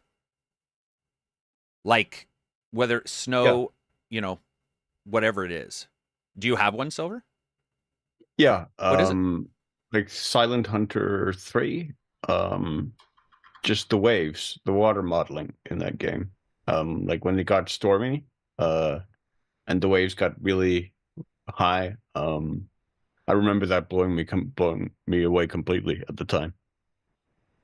Yeah, because I was thinking, do you know what blew me away, man? Was Morrowind Daggerfall, which is the one where you start out in Sayadine. That Morrowind? Morrowind. The water, is that Morrowind or Dagger? It's Morrowind. So in Morrowind, when you come off the boat and you see the water droplets, and this was the Xbox original back in the day, and I remember just seeing that water and hearing I call them, like blue whale sound. I don't know, whatever the Silt Strider thing, whatever those like the little teleport jellyfish weird creatures are, and they were doing their mewling in the background. And I remember coming off of that boat and just being like stunned. And Electro Mode just said my second guess, which was Drive Club. To this day, Drive Club, the racer for the PlayStation, PlayStation 4 is still one of the best looking games I have ever seen. It beats a lot of current games right now. In fact, most of them when it comes to weather. I am astonished at how good that game looks in weather, man. I was playing it a couple days ago, showing a friend, well, this was more like a month ago now, showing somebody who had come over, and I was showing them saying, like, look how old this game, and it still is like unbelievably good looking when it comes to the weather. Racers do that though. I feel like racers a lot of times. What about you, Johnny? Do you have any? I have a couple. Red Dead 2 definitely did weather really well. They had a plethora of different, weather places, from like sunny to cold but sunny, and then just storms and stuff. That was really good. Ghost of Tsushima had some pretty good storms too. Yeah. And in fact, if I remember correctly, the way you played also affected the weather. Yes. Some fact check me on that, but I think if you stealth a lot, you get more storms or something. Like if you especially if you use like the rage ability, like you'll get the thunder and You'll the get storm. thunder and lightning and yeah. And you could like play the flute, right, to change the weather too. Yeah. You can play the flute to like change weather to sunny, rainy, or whatever. Yeah. I thought it looked really good. Jay says the other one, or Big Mac says Sea of Thieves, and I think Sea of Thieves is current for me. I was going back farther, which I should have probably clarified, but for them, I just said any weather. But I would also say, and Flight Sim, somebody brought up, those are just, they're phenomenal, man. We're getting to the point now where weather is more noticeable if it's bad versus if it's good. For old ones, I liked Heavy Rain. The game had a lot of issues, but I did like the rain sounds in it. Also, honestly, like American Truck Simulator with the skyboxes, like they're still some of the best I've ever seen in a video game. Surprising as that may be. Division, Jay Reaper says, Division is amazing. Like the Indio first one? says, the first one, in Division, the snow, and it impacted the way you could play because it was harder to see. It's just so good. Indio says, I was blown away by PlanetSide having actual weather systems back in the day. They were on the map and you could use them tactically. That's pretty fucking sweet. Yeah, that is pretty sweet. Do you guys do the thing where if there is snow, you check to see if your footprints absolutely. It's the first thing I check. What are you talking about? Still stick around. I remember playing Valhalla. They had snowy peaks and stuff, and I was like, so the first thing I do, Johnny, is how long they I turn backwards, and then I line up with a tree if it's like forest, and then I back up until I see the trail go away, and I will judge the game. I'll be like, that trail better not go away right away, and I'll back up, and keep watching it until I start to see them remove the effect. I'll be like, aha, gotcha. What were you going to say? First game I remember doing that was Uncharted 2, Drake's. Yeah. What was that? Drake's Revenge? No, Drake's Fortune was the first one, I think. Okay. I forget the subtitle. A Thief's End or something, no? Possibly. Uncharted 2. Yeah, I forget the subtitle. I'll look it up, but what about it? Uncharted 2. But that's the one I remember as the first game that Among Thieves. I remember that had there we go. That had the footprints in the snow or the trail in the snow. When you're in the Himalayas. Absolutely. That's sweet. Some people are saying Soul Mask has pretty good weather. Let's see. Does anyone do amazing space weather? I would say I still think Freelancer, and obviously, you know, you've got Elite Dangerous, but Freelancer had space storms, I guess you'd call it, or electrical. They had, I think, of the Alaska system. All the super high up north in the map were these dangerous systems, radiation, storms, electricity. In the actual space itself, it was like dangerous places to fly, and I remember being really stunned. Everspace 2, I'm sure, does really good with that. I just haven't played Everspace 2 in ages, so I don't remember, you know, what it looks like now for space storms. Let's see. Shadow of the Erd Tree, when I got back home. Outer Worlds skyboxes are amazing. Yeah, Outer Worlds, I know Outer Worlds is never going to be as high up on anybody's list as a game, but weirdly enough, I really like Outer Worlds locations. I don't know, man. There's something about Outer Worlds locations that really speak they to were me small, from a but they were feel very charming. Yeah, charming. For sure. Yeah, that'd be a good way of saying it. Breckner says Freelancer's 21 years old. Yep. Freelancer is awesome and always installed on my PC. Next up, we got some questions from Discordians. Not Sure says, I recently got super pissed off at Iuden Chronicles because I unknowingly crossed a threshold that locked out the last character and the good ending. Have you ever had a gameplay experience soured by any kind of lockout mechanic? Yes, Oh, yeah. like all the previous, Yes. or like the previous Suikoden games in particular, like as a Iuden reference, that was a prominent feature of those games. And remember when they wouldn't warn you? Now they have a tendency to be like, hey, you better save because Yeah, I mean, the rest shuts down. But... Yeah, there was no warning at all. Your only warning was going to a game guide on like GameFAQs or wherever you would go. Yeah. I mean, there's so try many and figure games. out how to get all the 108 stars you needed for the see. Game. Yeah, there's just so many games that lock you out. I mean, and I've been pissed at every one of them because a lot of times, Doom Eternal, well, it doesn't lock you out, but you basically get your spaceship, and if I remember right, in Eternal, you basically at some point you sort of go on and you don't return back to it. And I was so confused by like, why did I care about this thing in the first place if I'm just now leaving it? Yeah, right. I despise that shit, but luckily games these days warn you. Not all games, but luckily they do. No, I mean, speaking of the devil, you know, like Elden Ring has this annoying thing where you can easily lock yourself out of many quests by just playing normally. And a lot of them, if you don't specifically Google what the quest is, it's like, oh, you didn't talk to that person in this game state, therefore this person is not in this place and you cannot do their quest. And there are things like a consumable that gives you a lot of damage reduction that you simply can't buy because you didn't talk to this particular person when you were at a certain point in the game, for example. So there are like tangible things that will hurt you in the game. Like it will impact your, what would you say, your ability, damage negation really. or your damage output because you didn't know. And the only way to know, I think, is to Google it, really. I mean, some of those you can't really figure out in advance.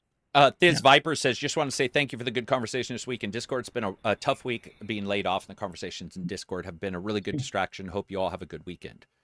Thank you very much. We appreciate it. A1 Nagel says, are there any games or franchises you disliked when younger but now enjoy? Mine is Myst. Games or franchises I now enjoy? Dark Souls stuff. I wasn't a fan of Dark Souls 1. Somewhat started like it in 2, liked it more in 3. But those weren't really when I was a kid. I'm trying to think back then of like what it was. Mario. Yeah. I didn't like Mario games. I liked 64, but I haven't really liked a Mario game until, well, it's not a Mario game, I guess. RPG, Mario RPG. I don't like Mario as a character. I don't know about you guys, but Mario doesn't do it for me. Like the entire shtick of Mario is not my shtick. I don't know what it. I was Sonic, probably edgy kid, I guess. Maybe that was the difference. Is one's like family friendly. It's a me, and Sonic's like fuck you. I sort of liked the difference in attitude. Is there any games for you guys that, you know, when you were like for whatever reason you were younger and they even a genre of games? I think simulator games probably I wasn't huge on when I was a kid. Patience wise, probably, right? Do you think it was patience for you? I think it wasn't so much patience as like I looked at like something like Flight Simulator, and the thought was, this is way too complicated for anything I'm interested in. Like, Good point. This is way too intimidating for me. There's just too much going on. And like I had trouble like with games like Total Annihilation and Supreme Commander because right. Because I like the micromanagement those games required, and like the overview of the battlefield, I just couldn't carry out because I would get too focused on one part of the battlefield, and then I would lose sight of everything going on elsewhere. So that was also an issue. You're the guy naming all your people in Age of Empires. You're like, this is Bill, this is Alex, and then when they die, you're like, why are they dying? Oh, it's because Jebediah up north didn't block the bad guys. Yeah, I'm saving 3 regiments. Meanwhile, the rest of my army has been absolutely for sure. And you're like trying to set it up right down here, and you're not even paying attention to the red blobs on the mini map. And you're like, nah, man, I gotta save Alex and Joe Bob. What about you, Johnny? Is there any for you? I think the only thing I can think of is first person. I was always like intimidated when I was younger by those, and I wasn't ever very good when I tried. And then over the years, I kind of got over that and enjoyed a lot of first person games. Yeah, viewpoint definitely for me. Third person were less enjoyable when I was younger, and then I've liked them more now. But it took me a while because I don't love the camera in most third person games. They always feel either cheaty or clumsy, and now we're starting to get more and more where it just hits really well. Kel says, game dev MyHoYo Genshin Impact just brought their first tokamak online in Shanghai so that they can begin experimenting with fusion power. What are your thoughts on the implications? Also, what other game or game company, hardware company should branch out and into what fields? So have you guys seen this, where basically this is the Genshin Impact guys have enough money that they basically have a fusion reactor, and they're fucking around with it? Well, I mean, they have an investment in a company that has the fusion reactor. Yeah. It doesn't really bother me. I read it, thought it was sort of funny, but are there any companies you'd like to see? I mean, dude, I think a lot of these companies branch out in hardware already, or they branch out in software systems. A lot of them are branched out already. Sega branches out in, what are those machines in Japan? Pachinko? Whatever it's called. Pachinko, yeah. Yeah. That, funny enough, makes me feel positive about humanity, that we're turning something that I largely view as negative, which is the gacha gaming, people spending their whole earnings on characters and stuff, into, science or something cool, something like productive. I like the idea that these companies, so governmental energy is one thing, but I also like the idea of, guys on the side doing, of course, if their regulations are strict enough. But I don't want to melt down so that we have Stalker 3 based over there because something's happened. But yeah. Sojourner says, what is one gaming item, game accessory console that you own that you would like immortalized, cannot be destroyed, broken, or lost? Probably my Game Boy Advance SP, but it's almost nearly indestructible already. So, why? You mean just because it's made like a tank? Just how it's made, yeah. Like I've dropped it like a bunch of times and stuff. Doesn't do anything to it. Like it's like an old Nokia phone, basically. Gotcha. Yeah, I would say for me it would probably be the Virtual Boy, because I would want everybody to realize. Right. What the fuck was Nintendo thinking back then? Like the Virtual Boy to me is such a holy shit moment that everybody, a lot of us are like, oh dude, there's no game that's like, or there's no company that does everything right other than Nintendo. And I'm like, dude, they had Virtual Boy, they had whatever that cardboard VR one was. So yeah, I would say the Virtual Boy. I would love that. Like when any company tries to make hardware or whatever, I would just like that to pop up as a warning. Be like, whatever you're doing, remember Nintendo tried the Virtual Boy. Red and black burned into your fucking eyes. Like, I also love the fact that they actually had, like, for the Super Nintendo, they had the rocket launcher peripheral. Did they? What was that? Yeah, they basically like a bazooka, basically. Well, they had a similar thing for Final I didn't even Fantasy. know. Final Fantasy X2 had some gun controllers. I forget what it was called. So the protagonist used, Yeah. a couple pistols, and you could buy these pistols that you connected as controllers, could play the full game. Yeah, light guns I like the idea of, but they're There's the so Super locked in Scope. as a peripheral. Yeah, Super Scope. I saw somebody post that. I had forgot all about that one. Dude, Nintendo, always out there. Always out there Yeah. trying their thing. Master Pez says, now that Metallica's in Fortnite. Okay. I've now learned Metallica's in Fortnite. What other bands do you want to see featured in games? Also, do you still hate Metallica for Napster lawsuits, or are you a tiny little baby born in the 2000s? I forgot that they had it. Yeah, they didn't want Napster because of the piracy, right? Yeah. I don't care that bands are in games. But I love like mixtape where they go towards Stranger Things nostalgia. I like Yep, that kind of stuff. I agree. But like I don't play Fortnite enough to even know what they do in Fortnite. Would it be different if it was like a VR experience where you could kind of like, I guess, watch them play live, but as if you're on stage with them or something, and like be able to look around? I mean, I think the big obvious answer is like the Beatles, and maybe like they already did like a Yellow Submarine movie. So it would Yeah. kind of be a natural transition to the Yellow Submarine game or something, where you incorporated a lot of their songs or something. You could do that. Probably on a personal level, maybe something with Creedence, because Creedence is my favorite band. Are they? Creedence your favorite? Yeah. I like the idea of people who have passed away. I know it sounds weird, but like, because we can't see them play anymore, right? Yeah, so right. like Right. Jimi Hendrix, I can't go see him play. There's only so many shows that I can watch from him that have been recorded. So I do like the idea of like, hey, you can see Jimi Bob Hendrix. Marley, people who are play- like yeah, iconic Bob Marley. in that way. Yeah, and you can see them play in Fortnite and do like different stuff, I guess. Let me just say the reason why this doesn't appeal to me.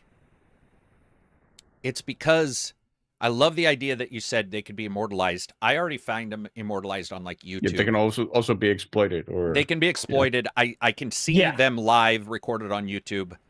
The idea of Metallica being in Fortnite doesn't mean anything to me because it's not Metallica in Fortnite. It's like it's just a thing there. It's like Bruce Lee in UFC. It's fun, but it's not, it's fun. But it doesn't make me think, oh man, I like this band. I would love to see them. I instead like when their music is done intelligently in a show or in a game much more than seeing them. I love when you have a game where the music hits just right and it's you do hear a licensed song you didn't expect and you're like, holy shit, that hits hard.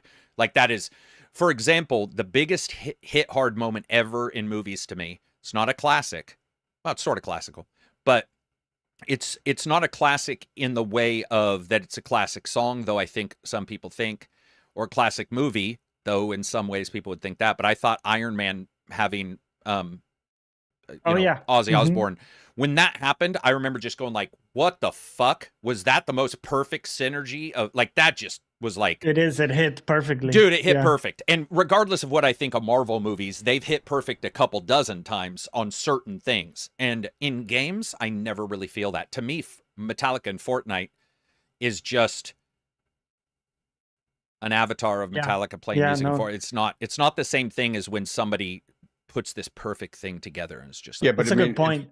If you make, I think then the question also go to like if you make like a Brutal Legend style game with like a particular band or something. It does, but I didn't like Brutal Legend very much, and I like Jack Black. No, but I agree. Yeah, do that kind of thing, like with like a Rolling Stones. But I mean, motif or something, maybe. Yeah, I'm just trying to figure out why I would want to see the Rolling Stones in a game, even if it was like let's say Persona, where they use their guitar to kill enemies or whatever. I think I would be like, well, I'd rather Ozzy Osbourne. Or Ozzy Osbourne. Yeah.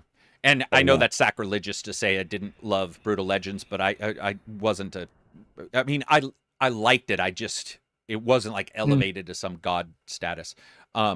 Though I like Jack Black personally, I think he is hilarious and awesome. Seems really good natured. I love him, and I want to see him. Just because I don't like him doesn't mean shit. You know, Tenacious I'd D. still play it. Tenacious D, yeah. Kel says a follow up would be, what band would you like to see as the core of a core of a game? Yeah, I don't have any for that. It's just not a thing for me. Core of a game? Yeah. That's even tough to think because we don't see a lot of licensed music in games outside of the, like Rock you were band saying, or you know, the something. mixtape, or if it's maybe a sports game sometimes, a racing game. Yeah, that's. Okay, I have a. This is going to be Yeah. out of the box. Lindsey Sterling is the what'd she play? I'm trying to call it the fiddle. It's not violin. Don't know what I was trying to call it. Fiddle. The fiddle. If yeah. you had Lindsey Sterling playing some kind of magical creature like a pixie, running around using her violin to control enemies and shit. Yeah. Does that Yeah, make sense? Something like that would work for me because she's got a certain persona that fits, and then it would fit into a magical game about things. But like when you say Rolling Stones, I'm like, I'm just surprised they're alive. Right. Right. But my brain doesn't go towards a game with them, but it does with her. Trying to think if there's another musician known for it. I think it would be one person, like Silver was saying, Jimi Hendrix. Like, I think indie games are really good for this, by the way, because if they have the money to license. Yeah, of course. But I played a game called The Artful Escape, which was an indie on Game Pass, which was about like guitar playing. It was a guitarist who was having like writer's block, and he was having an intergalactic trip. And throughout the game, you would have these segments where, you know, they're playing guitar riffs and kind of like dynamically with your inputs and stuff like that. But it was clearly, you know, someone really talented playing the guitar. So it would be cool if you said, you know, we're making a game around, you know, you could pick one artist you like, you know, Paul Gilbert or so, like one guitarist you like, and just say Andy Timmons, and just say, well, you know, the game is about the music in a way, and it's him playing the tunes. Maybe there's dynamics with, you know, you controlling and then the music reacting to it. I think that can work. I think the legends and stories of music would work better, like Crossroads or Ralph Macchio, like, you know, Deal with the Devil. I could see a game that was like a Deal with the Devil thing where you're a character who like has to get so good with your instrument during your life, almost like a Telltale thing where you're making choices in your life. And then at the very, you know, 20 years of time passes and you have some kind of, you know, last ditch guitar off with an enemy. But it just doesn't. The devil went to Georgia. Yeah, but it's more, to me, it's more about the devil and the soul of an artist than it is the artists, the named artists. Like, I don't care. I love a lot of artists, but I don't think of them as having a big enough legend that I would care they're in the game. It would be more about like, choose your instrument and then you're playing Rock Band. Like, I would love Rock Band to make a game out of this and say here's your career mode. Your career mode is you make a deal with this weird shadowy creature. They have 20 years to get 4 stars on every song. And if you don't, you know, or something like that, where you have a little fun with it. But the idea of Def Leppard being the ones, Phil Collin or Rick Savage playing, I'm just like, dude, I already know they're good. Yeah. Like, what the fuck? I mean, they're already going to beat the devil. Like, why the fuck?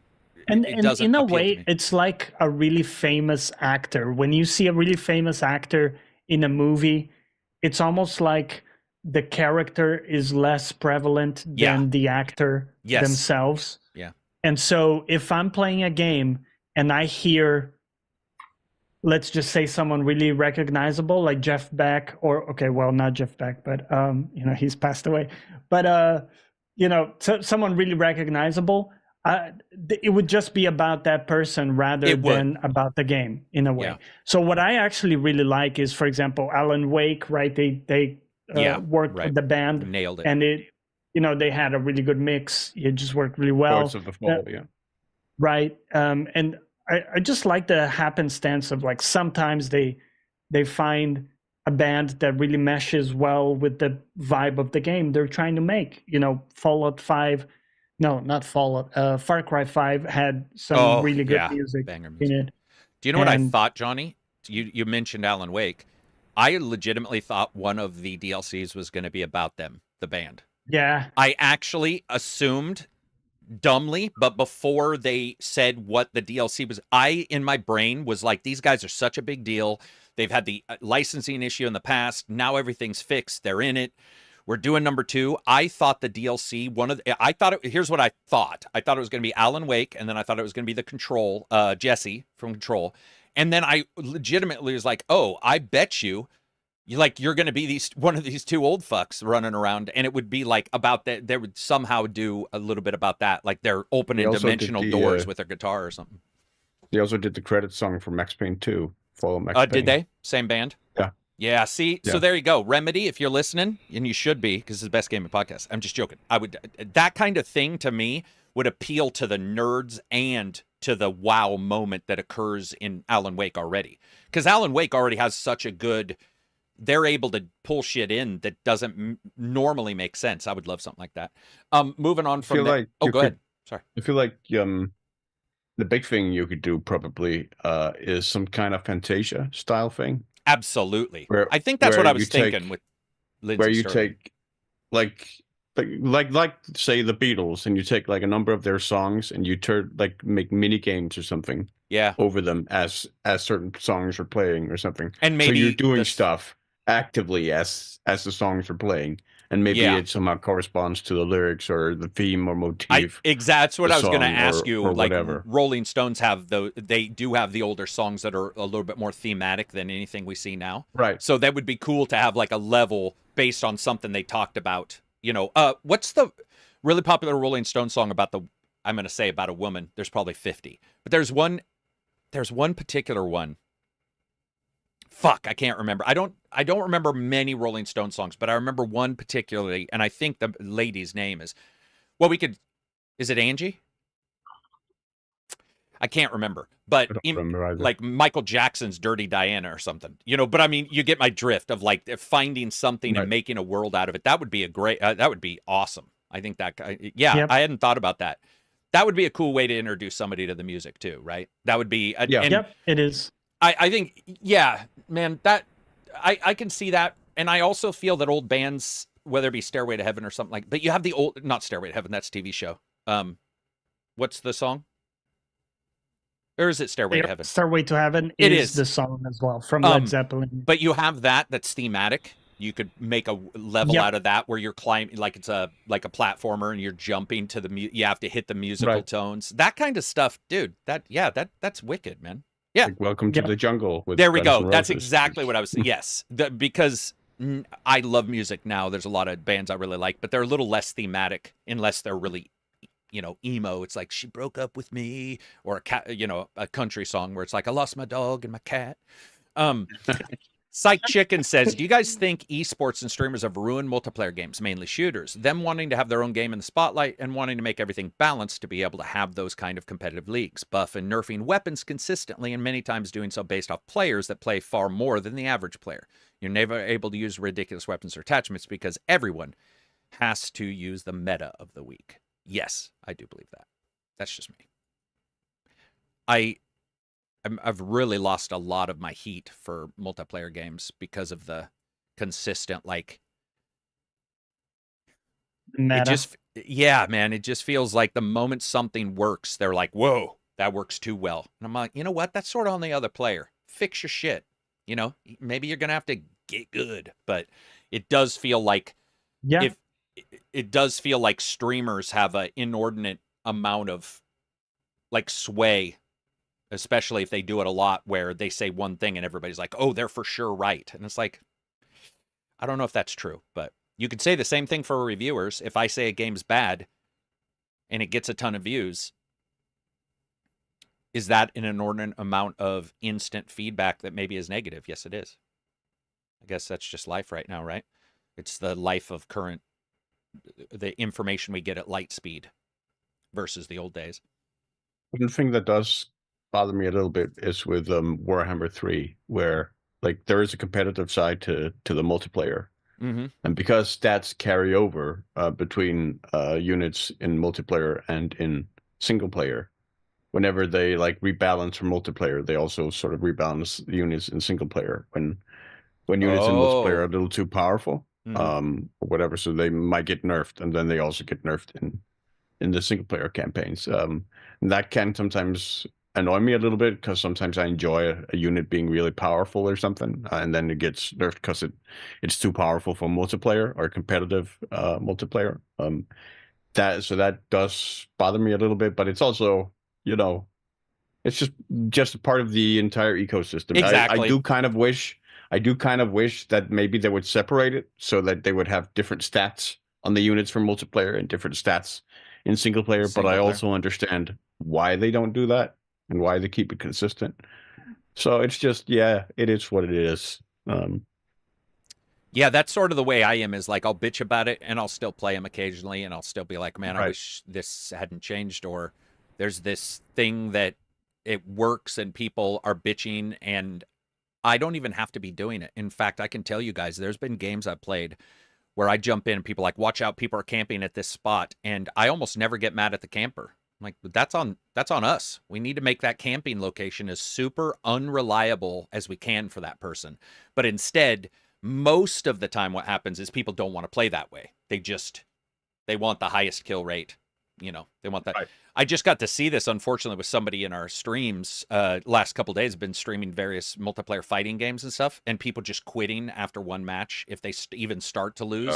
Yeah, you're like, damn, that sucks balls. Like, yes. And that's been a problem. I'm certainly not saying that's a new problem, but it does suck that they're focusing on one particular thing, like whether it be the win-loss ratio or the TKD. There's certain things people are looking at that it's like, it's become so by the numbers. This is the same thing that bothers me whenever a lot of people play towards the achievements, and you're like, well, you kicked a guy 100 times. That means nothing in the game. It just means you kicked a guy 100 times. It doesn't. There's no connection to the actual narrative. And we just. I mean, you're right, Silver. It's like we can bitch about it, but it means nothing. It is just the ecosystem we live in now. There's no real out of it. Moving on from there, though, I wanted to hit the Nintendo Direct a little bit because Metroid Prime 2 was shown or announced. 4. I'm reading you put 2. Ha ha! This is the only time I haven't made a mistake. You did. No, but that's me making a Metroid, mistake, yeah. Metroid Prime 4 was announced or shown? Both. But, no. It had been announced earlier. Yeah. Okay. But like it has also like been sort of rebooted from scratch. Mm-hmm. The development at one point. So like we didn't know a whole lot about the development. There were a lot of rumors and stuff, and now we saw actual gameplay, and it looked like Metroid Prime. Awesome. Probably one of the highest games on my list. Exactly like what I wanted out of a new Metroid Prime. No, not a remake, Johnny. It's a new one. No, it's it's a new one. A continuation of the story. Exciting potential for the villain. I don't remember his name because I never played the game where he appears. But he has apparently been sort of teased in the Metroid broader sort of products for a while. So it's exciting that he's making an appearance, because that is something that Metroid has kind of been missing a little bit, like a proper sort of antagonist to Samus. Where the closest we've kind of gotten consistently has been Ridley, I think, the giant bird monster. But it's exciting to see something like a new adversary for her. Obviously, Switch 1 does it. It's a little interesting to me that they showed it for Switch, and Switch 2 is supposedly summer of next year or whatever. The idea of what it would look like on Switch 2, or if we're going to get a cross-platform kind of game. Does it have multiplayer? Does Metroid 4 have multiplayer? Do you know? I don't think so. Okay. I would be I can't imagine what Metroid multiplayer would be like, kind of. I think in my brain, I'm just thinking GoldenEye. Kind of, just running around different weapons. Everybody's same guy. Don't really, and I think they showed this in the trailer. There's not really free aim very much in Metroid Prime. You kind of use like a lock-on system where it's not really the specific aiming, although you do kind of like adjust it a little bit, but it's more about movement, and positioning and moving around and stuff. Oh, gotcha. Okay.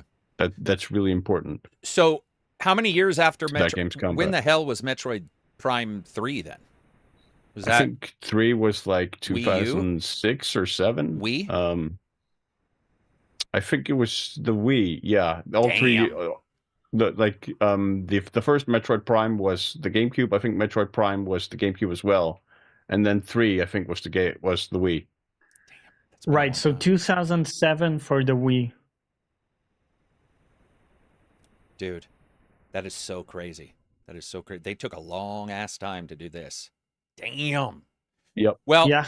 You know, I guess that's the thing. They took this long. Why not show it for the whatever? You know, I just think that it is weird, Switch right? too long. Yeah, because a little bit, but they're saying it's for 2025 too. So it's not even like they're trying to get it out the door this year or anything. No, but I mean, they did have like they announced for like I think 5 years ago, maybe. It has been a while, I think. And then like there was something went wrong in development, and they had to start all over, scrap everything, and start all over. Damn. So yeah. Listen, I'm behind it, man. I'm firmly behind. If you want to scrap, this is just an example, just because I was watching his videos for something I'm doing in the future. But I was watching a Ken Levine interview, and he was talking about he said this, by the way. I'm not saying this. He said this. So taken out of context, it sounds weird. But he said, you really do have to kill your babies. You really do. You like, he was saying you have to find a company that's willing to pay for that, to make good stuff. And he makes a certain thing where he has to do that. Other developers have not had to kill their game over and over. He does. Whatever. That's just the way he makes games. But I like the idea of if Prime, if they were in the middle of it and they're like, hey, this isn't working out, this is not what we want, I'm happy that Nintendo gives them the opportunity to be it's also true of like nearly every creative process, right? Writing. You have to go to an editor. Dude, the editor has to, like... Man, the first time I got something back from an editor, I really legitimately couldn't drive at the time because I was only 17. But I'll tell you what, I wanted to pay a bus to pick me up so I could go beat the fuck out of them. Because if you're not accustomed to that kind of feedback of killing something, and when you first send something, you get it back, and it's like right. red ink. This is back in the day when it was pen and paper. Yeah. And you get red ink, and it's like this entire paragraph is bad, and you're all, that entire paragraph is fucking not bad. You're so the idea that you're so attached to it. I love the idea of people coming together. Again, it's impossible because the money is so Nintendo is a different beast. But if they didn't feel whatever Prime was hitting, and now they feel it's hit, I do think it's unfortunate that it's not a Switch 2 launch title. That's what I'm saying. I just feel like that would be a great launch title because it would be a shooter.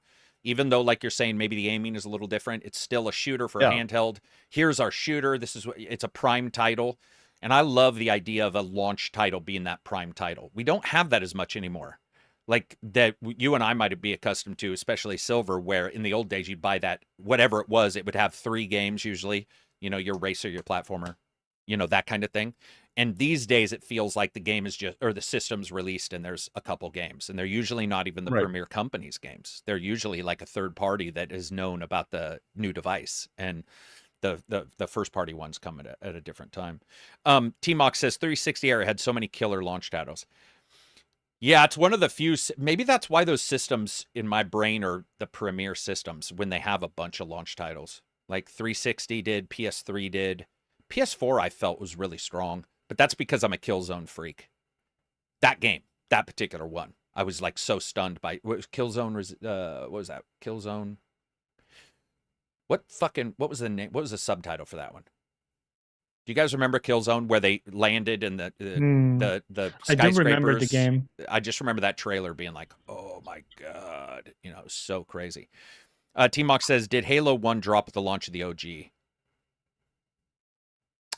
Was it launch day?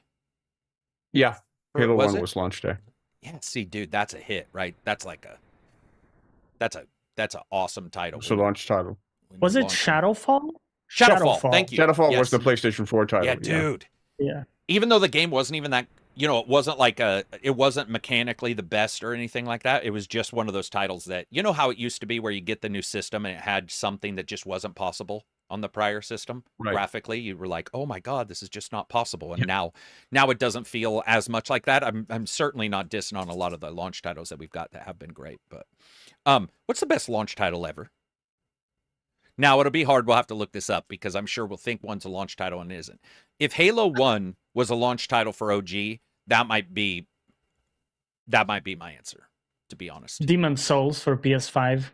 Was it out day one on Yeah. PS5? Oh, there you go. I believe so. That's a good example. Yeah, and there was a good remake or whatever you call it. Yeah. Mario 64. Dude, Mario 64 is that's a hard game to fucking battle against. God of War 3. Man, I didn't know God of War 3. Was it Metal Gear Solid 4 for PS3, PS4, PS3. I don't know if it was launch title, but it did launch more or less at the launch title. Yeah. And maybe I not. could be wrong.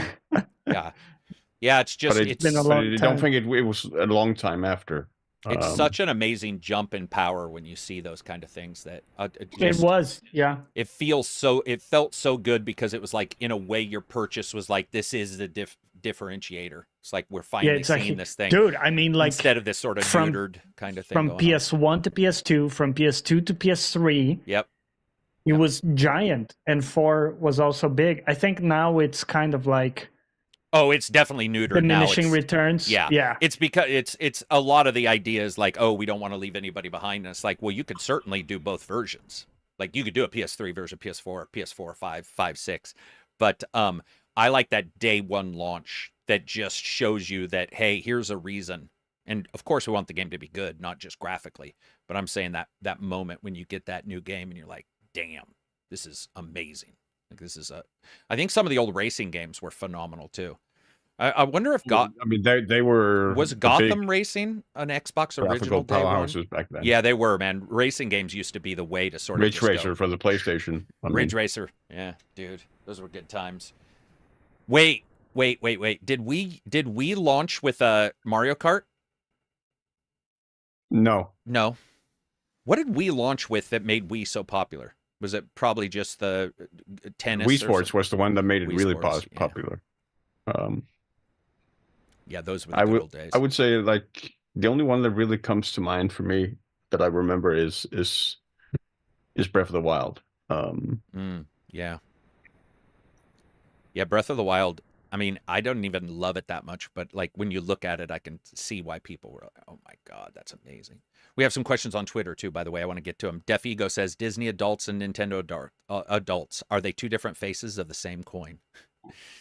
Disney adults and Nintendo adults. I don't know. I like myself a couple Nintendo games. I like myself some Disney shows. I'm sure that's probably an anti-woke comment, but they have a place, man. I don't know.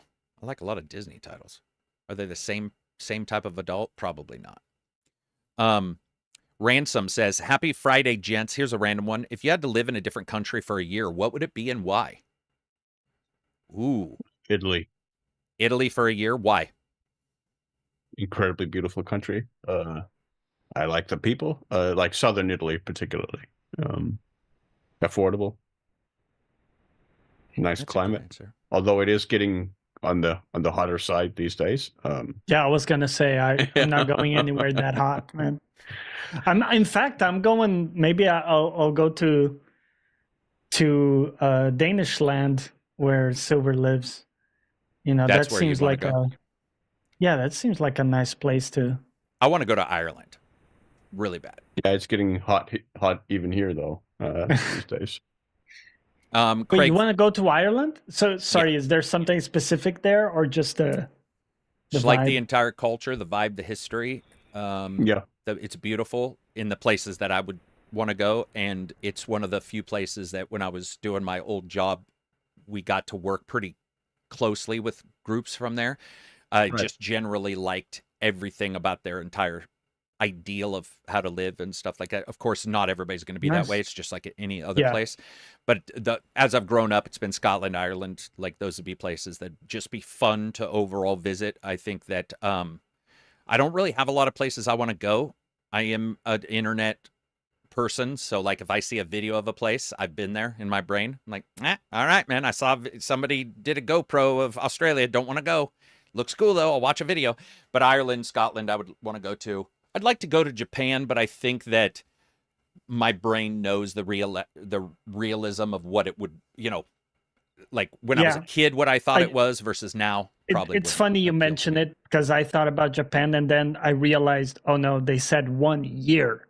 Yeah, that's the other thing I was bringing up. Right. Japan. That's exactly. And 1 year, you've passed the honeymoon phase. You might even be into the divorce phase. You might be into the sex and other people phase at a year. That's a long time. Like you are now a true member of whatever that culture babysitter. Is.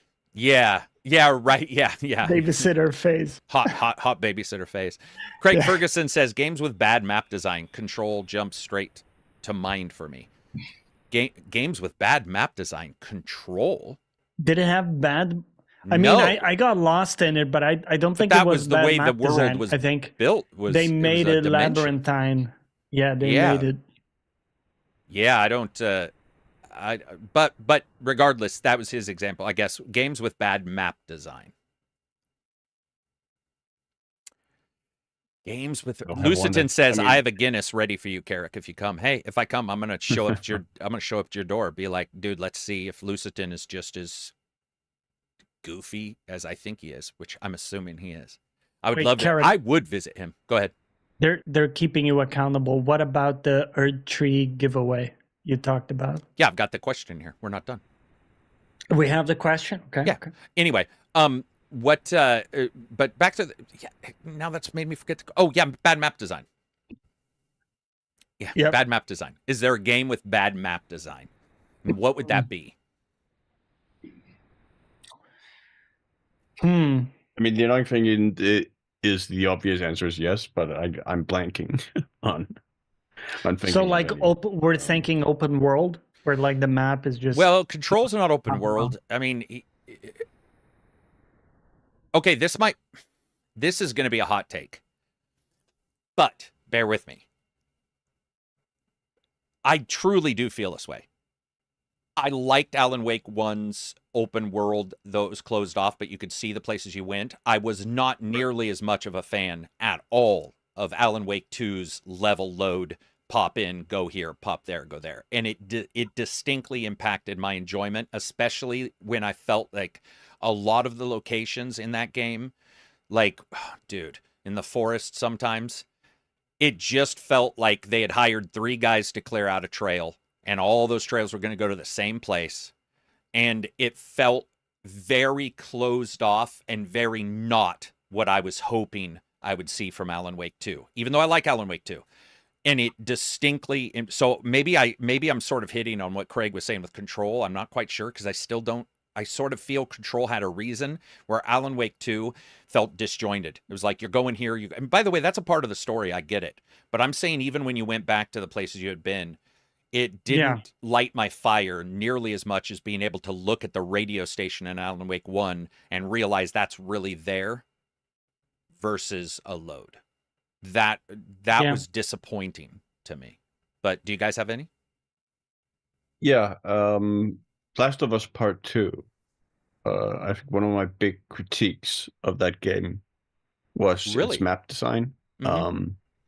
Because a lot of the time it felt way too constrained for me, and part of it was because of the believability, I guess it went for in its tone, and a lot of the cutscenes that made the constrained nature of its map design so much more noticeable. So that when you were walking through some of its larger locations, like say the starting town, I forget the name of it, where Ellie and Joel have been living. And you're walking through that, and you're walking down the street, and it's just like arbitrarily blocked off in sections by there's some lumber lying here conveniently, or a truck parked in the middle of the road, or or whatever it is to block you off. You can't actually go and explore this town or whatever. You're Right. just walking down this narrow little alley, or the stadium with Abby later on as well. And just generally the levels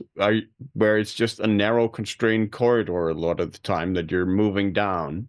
Sometimes it opens up a little bit, but not very often. Just close. And Too you're closed moving off. through these doors. Yeah, and you're moving through these doors from section to section.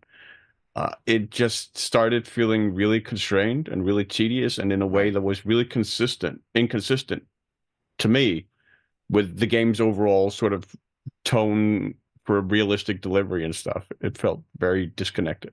That's very fair. What about you, Johnny? Any for you? Trying to think. I would like to think I don't really play games with bad maps, because Can I ask that you would a annoy question me. then? Yeah, Can yeah. I ask you if this game? I felt that while I love the movement in Monster Hunter Rise, it was a distinct drop from Monster Hunter World. Did you feel that? Did you feel that drop, or is that just me?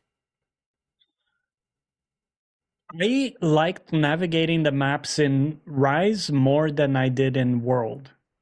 But was that just because of the wire bug, and the game was set up to use the wire bug?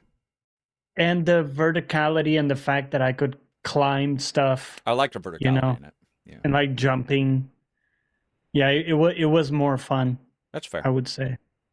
So you don't have any? What about? No, that wouldn't be fair. So what about Lords of the Fallen or those kind of games? Has there been a Dark Souls that stepped away? Surge 2, you and I joke about it being like a wicker work of fucking shortcuts Yeah. that didn't make a lot of sense sometimes. What about Yeah, I Pinocchio think- Land, the other game you like? Pinocchio Land. Uh, Yeah, I don't think the Pinocchio maps one. are that interesting in Lies of P. Lies of P, It is. thank you.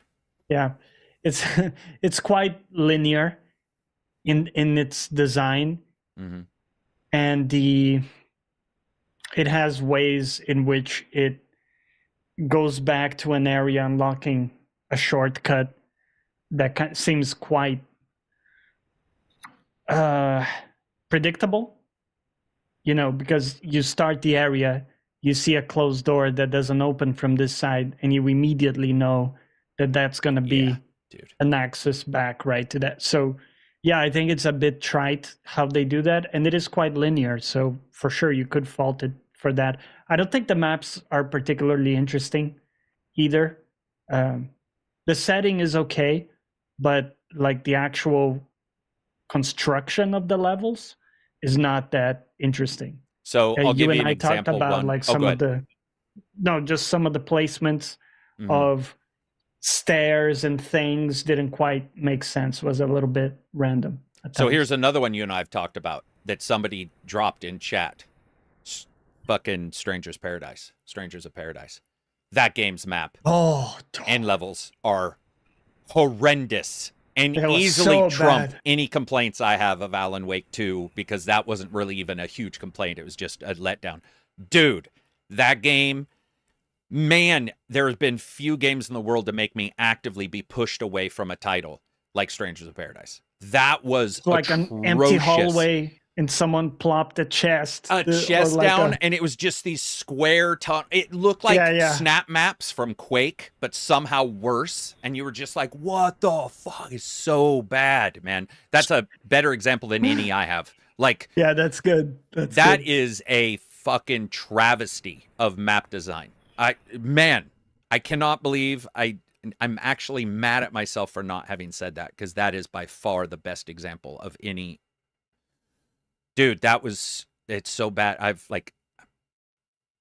I remember playing it and thinking to myself, this has to be a dream location to where they're going to show me the good location later. There was no chance this got released looking like this, and that this is what I was going to have to live through the entire game. And it was a nightmare that just became real. Oh man, terrible. Good example, man. I appreciate that. I hadn't thought about that one, but that was a perfect example. We got more questions from Discord, and then what do we got? What are we at? Damn, we're only 2 hours, 30 minutes, man. Dude, we're working through this shit. 2:30. So, had some other questions I wanted to hit on. People were asking if any of us have taken more Udemy, I think is the term, but any of the online classes. Some people are doing Unreal. Johnny has done Unreal, I believe, as well, right, Johnny? That was the link. Yeah, I'm still in the middle of one. It kind of teaches you Unreal 5 and third person, just setting up interactions and things like that. I think when you look at it, for the most part, all of those Skillshare kind of things, as long as you know what you're spending it on, you can usually go and see reviews for them. Most of them are very good. And, when it comes to like C++ and stuff like that, a lot of them start out very basic. They start out sort of the same level. Do you feel like you definitely got your money's worth out of it, right? Like you feel like... absolutely. I haven't finished it yet, but yeah, even in the bit that I did. Well, you also only have 2 weeks. Isn't that right?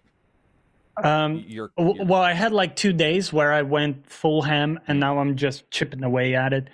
But they do a good job of teaching you a specific thing, like for example, how to put a coin you can pick up in the map, and then they kind of tell you, go away and build some stuff, right? And then they show you what they built, which is cool because then you see, oh damn, there's levels to this. Okay, like this guy did it in this cool way, Where so you're really happy just building a box with a coin in the center. Pretty much. Yeah, I hear you. Pretty basic. Like, this is great, man. I could release this right now. This level is good enough. And then you go online on some YouTuber channel, an Unreal Sensei or something. And they have all these things where like, no, they duplicate the thing and then they, anyway, yeah, it's cool, man. It's cool. It looks here, reading some people's ideas. Rage open world map was awful. God of War is a good candidate for a bad map. The Library in Halo. Library in Halo is considered, even by the developers, is pretty rough. I think that's a fair assessment.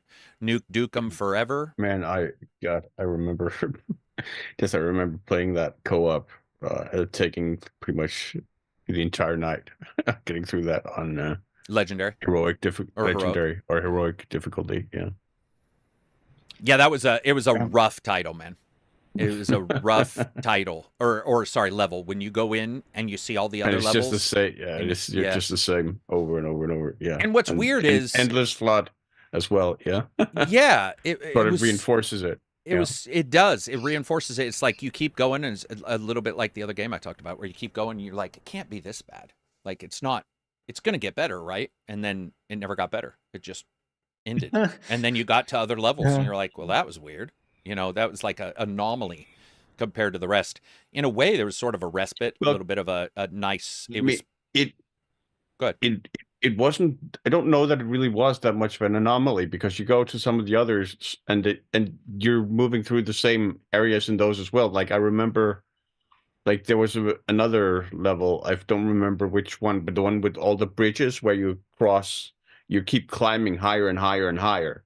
And you keep crossing up over these bridges that are higher and higher continually, but every time you go into the other side of the bridge, like the area has the exact same layout every time. Are you talking about where there's 2 bridges side by side and there's bad guys over here? You go up over. Yeah, I know what you're talking about. I get that. I just feel like the library was so. Yes, there was no. It was even worse. Like it was even more egregious. Yes, but I do understand what you're talking about because I was playing with Dev Guy just like 3 weeks ago. We were playing Halo. Right. We got to that spot, and while we were having a good time because it was his first time, and it was I enjoy the game. I definitely knew where to go because the level was it's identical. It's like go to the right for sure. We'd look for the arrow on the ground that's for whatever reason telling us this is the way to go. You would get that level on the ground or the blinking triangle, and you'd be like, this is really on the nose. But back then, I think that's just what they had to do. Yeah, those I forgot all about that one. Any other questions or comments or thoughts before we wrap this up? Anybody doing anything amazing, studying anything, listening to anything good? I will give a shout out to a book that surprised the fuck out of me. So it's called The King in Red. And I'm assuming I thought it was going to be a zombie book. And it is in some ways. But holy crap, is this series good. It starts out with The King in Red. It starts out with an apocalypse. But it does not go where I expected. And it is a really fast read. Even though it's long, it's just a really fucking good read. And I was sitting out on the deck a couple days ago when I was probably supposed to do some yard work or whatever, and I just had my Kindle and I was just reading it in the middle of the day, and it was night in the game, or in the book, sorry. And I was reading it going, fuck, like my brain just thought it was nighttime right now. Like that's how good the guy is in writing. And he's not really well celebrated. He's got 5 in this series, I think, and a couple others. But I got to tell you, it's not rushed.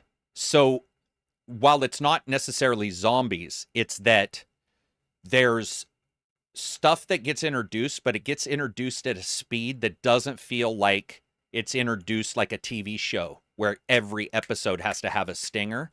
This is very comfortable. There's a mystery in this that I still, halfway in the second book, I'm still like, what the fuck?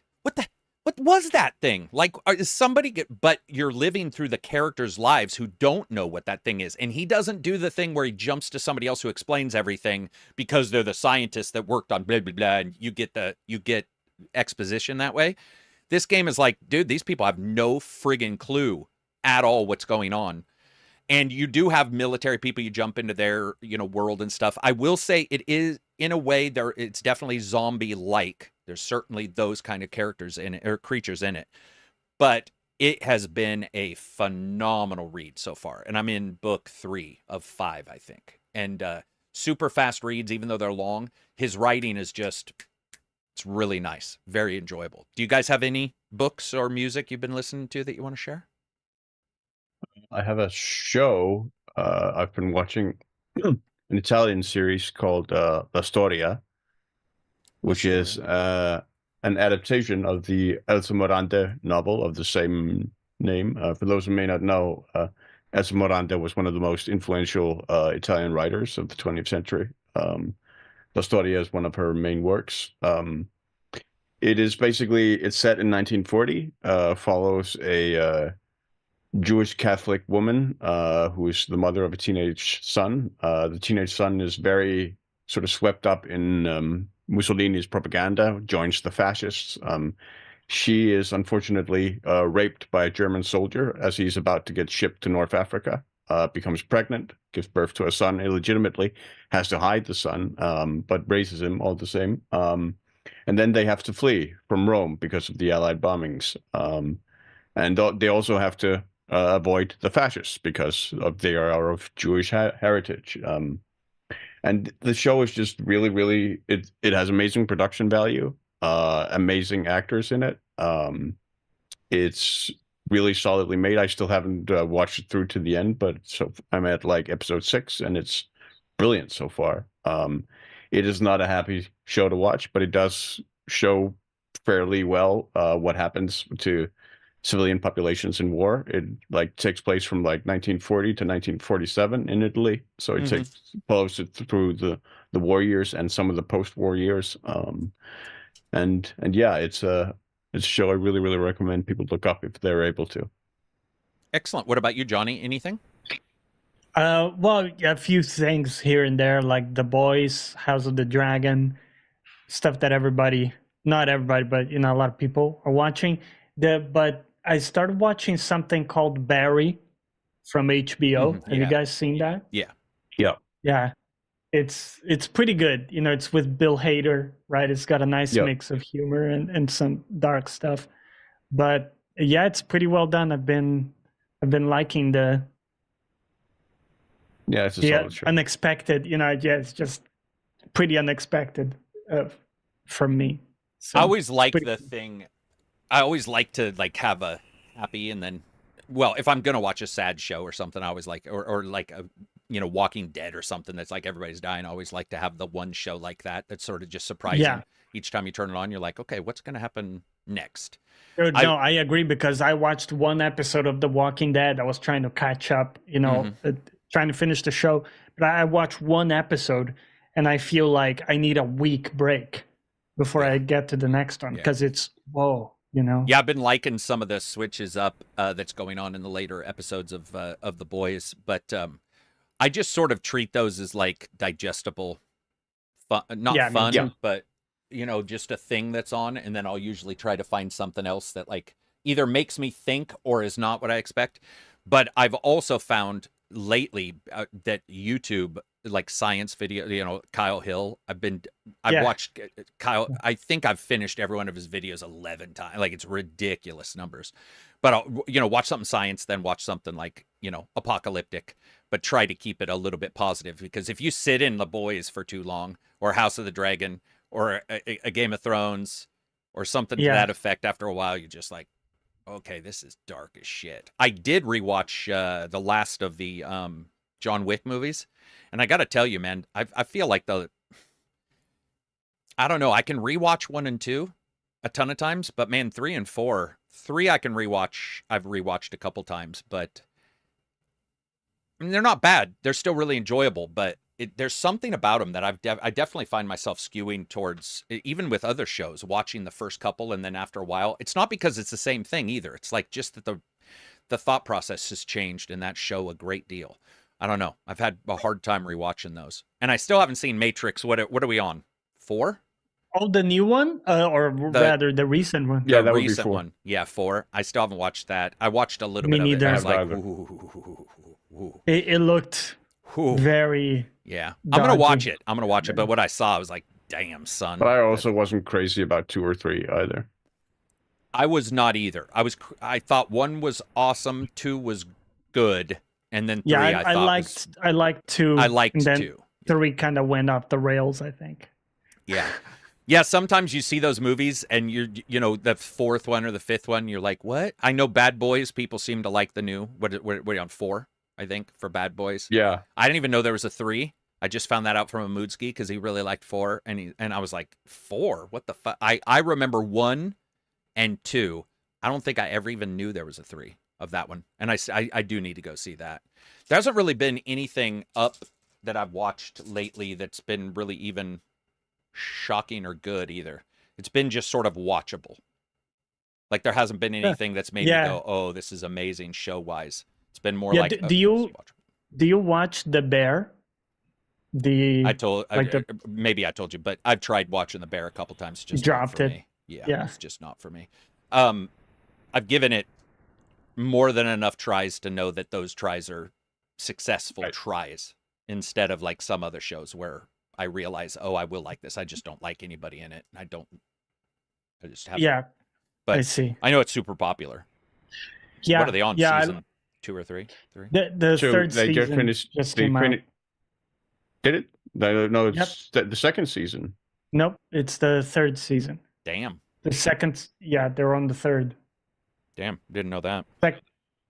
Second season was the one where they have the big dinner with the family, right, and everything. Yeah, but that was only a couple of months ago that released.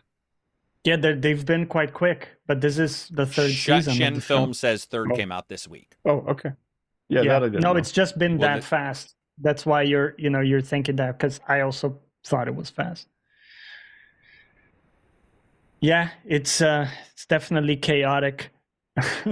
I like I don't know what his name is, the guy from Shameless in it, Yeah, he's awesome. The cook, the main. Yeah, I like him a awesome. lot. But Phenomenal actor. That's why I gave it a try. Yeah, plays Richie. Yep. I have no issue giving a show a try just from one actor. Like, a lot of times I'll follow that actor and, like, find out what I like. This one I did really try, and I was just like, well, that is so not for me, which is weird because a lot of times I'll watch something. It doesn't matter if it's like something I'm not interested in. I'm sort of even interested in what's going on, but I didn't like the acting. I didn't really, well, his acting I liked. He's good. Yeah. But if one guy's really good and the rest aren't, I still have an issue because most shows won't just follow one person, and then the more you get those other characters, you're like, yeah, it's not what I've been enjoying. Have you been reading anything, Johnny? Normally you're reading something. I'm going back to my big tome of H.P. Lovecraft that I picked up. It's like Very cool. A big compendium of his stories. Have you read Dreams in the Witch House yet? No, not That's yet. Probably my favorite. I think last night I read Dagon, or one about Dagon. And I like it because obviously they're short. That's what they're called, but each will kind of touch on one theme or thing. Yeah. And every so often there is one entity or something that I find really interesting, and then I can kind of like look up more stuff about it. And oftentimes it turns out that someone either made a movie at some point, or because it is a free intellectual property, right? I think people don't need a license to. Some of the to Sherlock use it, Holmes so- versus Cthulhu have been pretty good.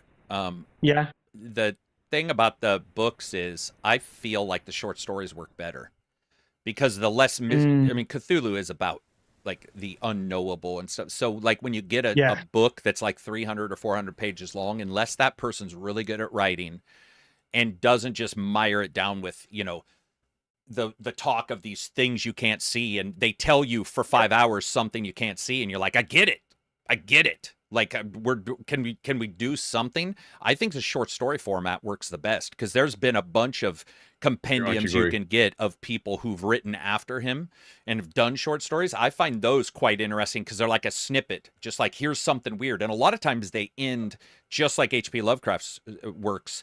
Sometimes they just end. You know, you're like, well, wait, what? What's happening? It's just it's done. Yeah, sometimes they never reveal the bad guy in a way. Like, you know, it's I like all that about kind of the mystery and anticipation. Mm-hmm. They really lean into that, which I think it works. You know, a lot of times in movies, when we see the thing, it kind of like loses the mystery, the thrill, because now I don't know if you guys know do what it looks like. Cloverfield, Johnny, but like I felt that the Cloverfields did a pretty good job.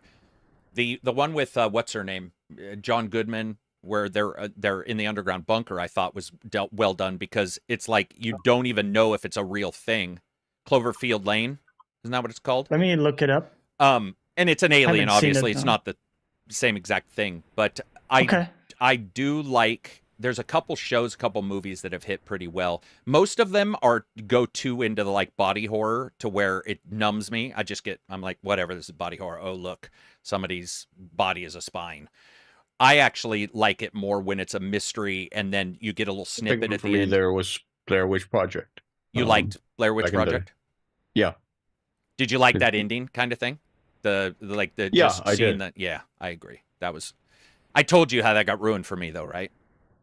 Because I think so. Yeah, I thought it was well. They didn't say it wasn't real. I thought it was like found footage or possibly a real mystery. And then that radio announcement was like, "Yeah, the totally made up film," and I was like, "Oh," because it was right before we went to the theater, and it's not like I expected a real supernatural thing. I thought it was going to be like Bigfoot footage and kind of thing, where it was like all put together and interviews, and they did a really good job with the acting. I think so as well. The ad lib was just phenomenal.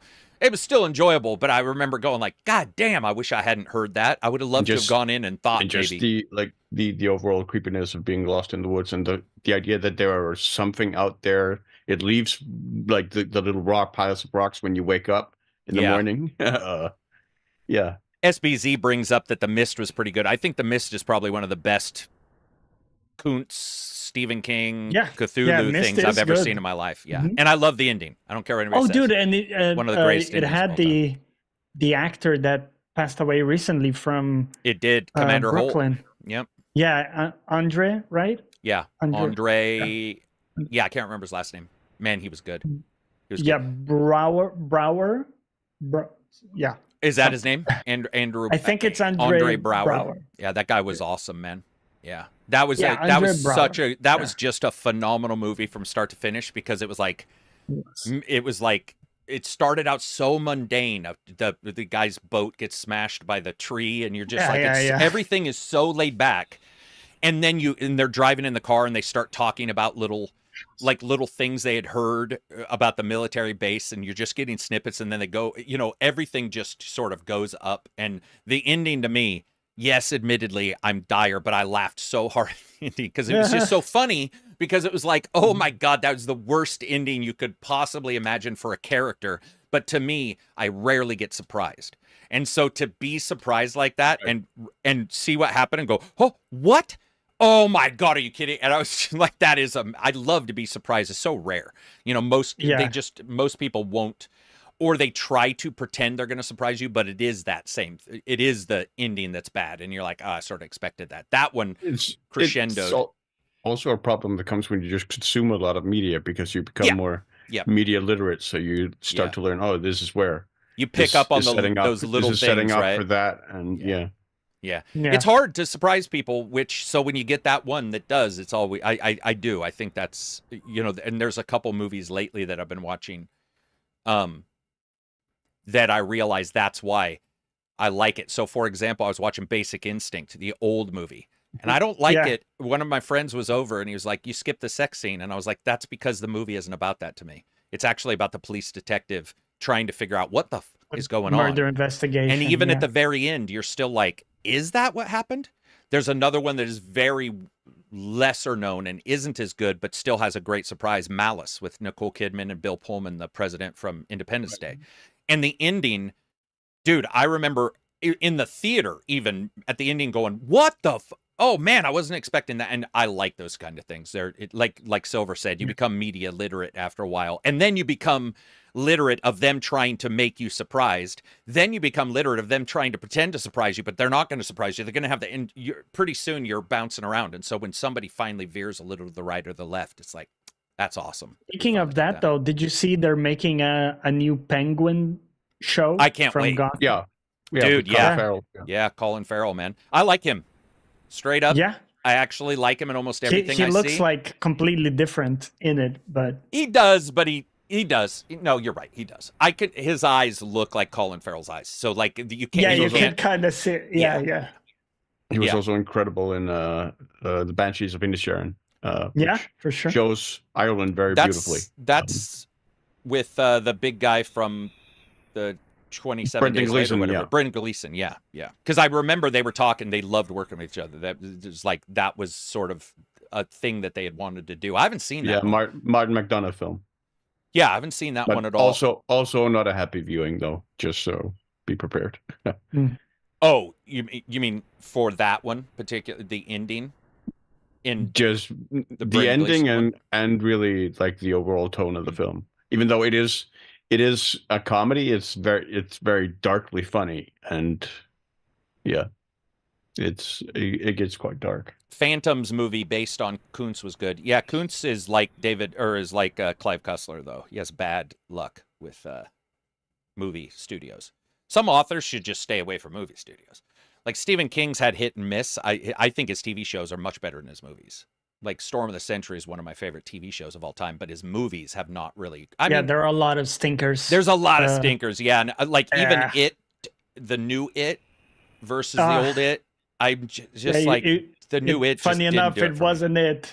It wasn't it. Yeah, it wasn't it. And I mean, that shows my age, but the old It handled. Yeah. It handled it. They didn't have the money for special effects, maybe, or the special effects. So what they did show was just a little bit more cerebral than the new one. And I get why people like the new one, but it was more in your face. I was still mixed on that one, but I liked it better. Oh, I liked the older old one. Yeah, the old one for you in particular, because you're a full 15 years younger than me. I'm sure to you it looks old. It's well, yeah, because I watched it, years after it came out, right? So yeah, it looked dated, obviously, when I saw it, but still, it had some good parts. I like a lot of remakes, but the other one I didn't like was The Fog. It was John Carpenter's. The original Fog was fucking haunting, and it was done on like $10, like maybe $7. I mean, that's probably all they spent. It was ridiculous how little money was spent. But then you see the new one with all the money, and you're like.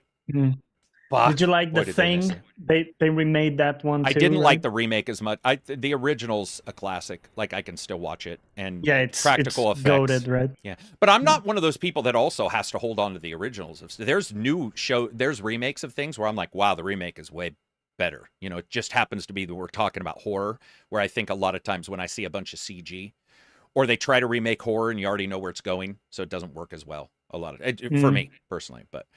I think when you look at like games and remakes, I'm also pretty open.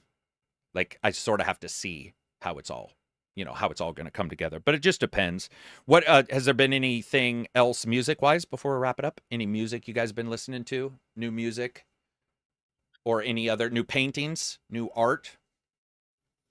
I've been listening to quite a bit of Andy Timmons. I don't know if you guys know him. He's a guitar No. player. He has lovely solo album that I listened to. Let me just dig up. Oh the yeah, I know name. who that is. I've seen him on YouTube. Yeah. So I want to shout out the album because I like doing this. I think we talked about it. I kind of like listening to an album from people, instead of going song to song like the youngsters do. Right. I kind of like, here's an album. I'm going to immerse myself in it. And, there's a reason why they chose this to be track 2 or track 3. Right. So Looking I for kind the of get thread into it. or I whatever. get curious. And so this one is called Theme from a Perfect World by Andy Timmons. And I really liked it. It's mostly instrumental, but I loved just working to it was phenomenal. But, because it is instrumental, it doesn't really distract you from what you're doing. And it was really, really melodic and really nice. I'll check that out too. I asked people in chat to suggest shows, movies, or books. I know that they released a new Star Wars show, The Acolyte. Have either of you? Oof. Oh, that expression. Oof. No, it ain't it. Okay, because what I thought, Carrick, right? The Acolyte kind of sounds like the story of Darth Plagueis and Palpatine. Darth Plagueis, of course, the master of Palpatine, and he kills him in the end, just like he tells in I think episode 3 when he's talking to Anakin. He says, "Oh, Darth Plagueis," and he's telling the story of his master, who he killed, right? So I love I listened to the audiobook for the book Darth Plagueis. Great audio. One of the few that I've done. Yeah, I absolutely loved it, and he was a fucking smart character, and yeah, it's very cool. But anyway, I got excited because I thought, wait, is the Acolyte about that? There's But one it amazing ain't. part in the Acolyte, and that's the fucking credits. I'm just joking. There's one. Because There is one really cool bit that I can't really, without spoiling anything, I can't even really suggest what it is, but there's some lore building they do that was only really in the side stuff that they've neutered now. And they're starting, if you notice, remember when they said, okay, the old stuff, it's not canon, only this is canon. Well, if you've noticed, what they really meant to say was only the shit we're putting in our stuff is canon, because they have been adding old Republic stuff.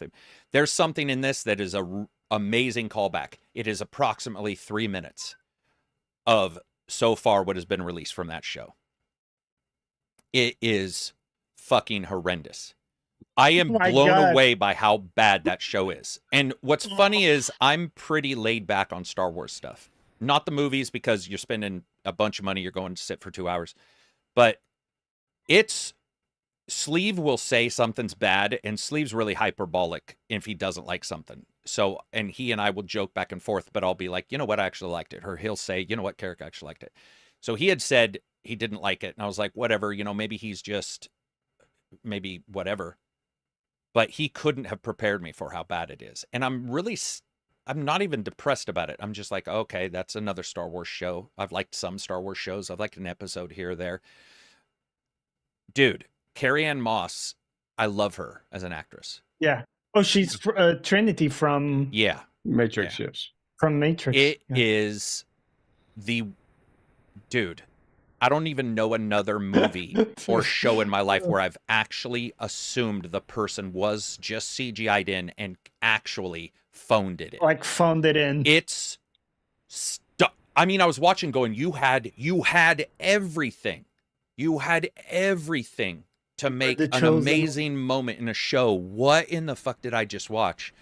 And that's pretty much the entire thing. And it's not even, it's more just disappointment. It's that cliff of like, oh, wow. Is it because it's like a shorter appearance from her? Like it's like a cameo more than anything? It is as if she didn't even know she was in a goddamn Star Wars show. It is so weirdly off-putting and off-tuned to what you...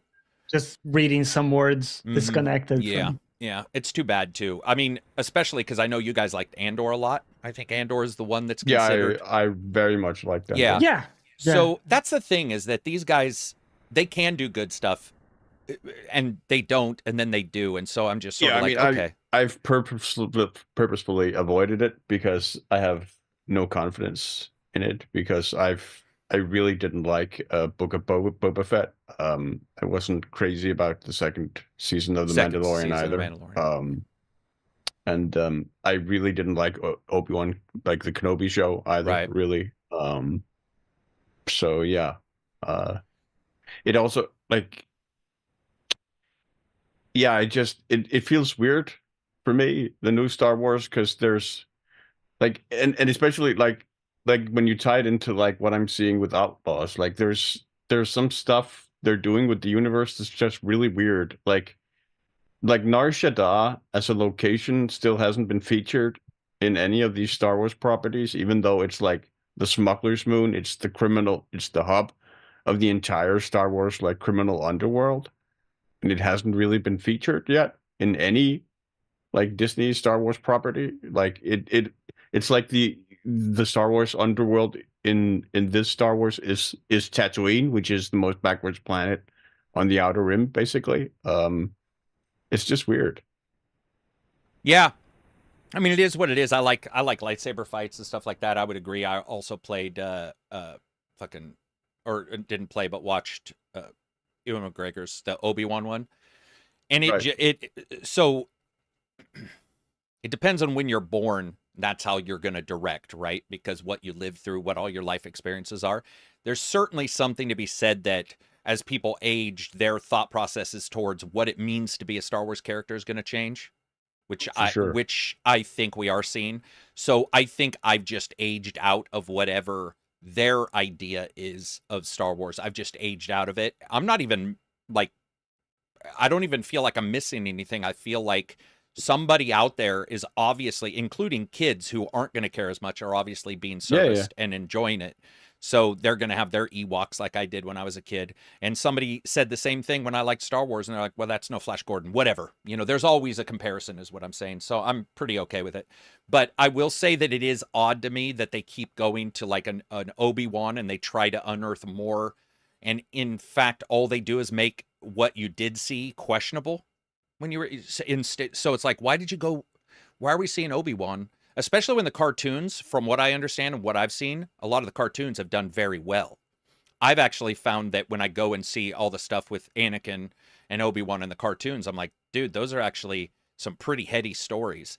And it could be the timeline, it could be how they're doing it, where the TV shows have missed almost every time. Again, Andor seems to have not missed. I like Mandalorian season 1 somewhat. I found some really stupid parts, but yeah, it's just is what it is. I don't get too caught up in it anymore, but I would say I'm like Silver, where instead I'm just sort of like, oh, they've let me down. As what I mean by that is I don't even mean let me down. I mean, they haven't continued the arc of feeling that I used to get from them, and now I'm okay with it. The only things that really did bother me were the movies that came out after the prequels. I thought those were horrendous, and I couldn't figure out even what the fuck was happening. But by the time I got done with it, they sort of did it's almost like if you have a friendship or a relationship where it doesn't go good long enough that instead of having good times that offset the bad times, you can't really remember the good times anymore. And you're like, okay, that was a time frame. And that's life. It's a little bit like you had a soda you always loved, but they don't do the flavor you liked anymore. Yeah. And it's like, you keep trying. It's, no, maybe I'll like this, but no, it's never the same. And so you just remember to end this on something good. I mean, Andor specifically, I think, though, was probably the best Star Wars related media I've seen in 20 years. Like, not just like specifically for like the plot or stuff, also just like the production design of that show is so different, where a lot of the stuff in that show is made with a 1970s aesthetic to sort of recollect the movies. So like hairdos or some, even like some clothing designs and stuff. like really recalls like that 1970s production feel of the original A New Hope movie. They sort of evoke that really successfully, that sensibility in the show, as one of the things I admire the most about it. But yeah, that show definitely was a highlight in recent sort of Star Wars for me. I thought the Clone Wars, just to say another highlight, I thought the Clone Wars, at least, maybe it was the amount, because cartoons, and there's a longer series of cartoon, there's longer, not longer episodes, but more episodes. I felt that they nailed the older feel more than any of the shows have overall. But I would agree, Andor's clothing hits better than some of the other shows that feel like they're home theater, or not home theater, I'm sorry, high school theater clothing. There's one or two shots in particular we joke about in the Discord where people are walking around, the stuff looks like it was purchased from a cosplay store. It doesn't look like it has a lived-in feel to it, but such is life. I did want to end this on a good note. Two things. SBZ, $5 Super Chat. Great stream as always. This is not much, but hopefully enough to soothe the pain from talking about the Acolyte. And we'll end on two things. If you're a fan of crime procedural, but you're okay with a little comedy, White Collar is on Netflix, and they have decided to bring the entire cast back for another season. I don't know how many, but that is an awesome show. Funny. Yeah. Pretty lighthearted, but we're rewatching that. And lastly, as I wrap this up, to win a copy of Erd Tree, when we close this, go to the podcast video and leave a comment. The question is going to be, I wrote it right here. Okay, leave a comment. What is the best map design in a game and why? So you have to describe, you can't just be like fucking, I don't know, League of Legends, because there's 3 lanes. You have to explain why the map design was good in the game, why it fit the game. We'll announce the winners next Friday at the starting of the podcast. You can do the same thing on iTunes or Spotify. When you leave a review, you can leave a comment, and I'll check those as well. That'll be it for us. Thank you to Johnny and Silver. Actually, Johnny, what are you streaming tomorrow? Sorry, my apologies. Tomorrow, I'm streaming League of Legends, playing with viewers and stuff. So Johnny plays live. I just dissed on League of Legends, and Johnny's like, we're streaming League of Legends. I know, it's okay. Tomorrow. Yeah, hey, we'll talk Johnny about will go how left the map lane. is amazing. I'm just joking. There you go. Yeah, top lane for Johnny. Also, always top, never a bottom. Always top, never bottom. Also, I am still uploading Ghost of Tsushima videos. To Silver Nice. Hawkins If on people are YouTube. interested. Yeah. Silver Hawkins, and it's on hardest. It's on lethal difficulty. Yeah. Lethal, not hardest. This was a difficulty. No, made because for Silver honestly, by I the think company. hard is the harder difficulty in the game. Oh, gotcha. All right, well, there you go. Silver Hawkins and Johnny Plays Live. Peace out, everybody. See you next week. Take care. Bye-bye.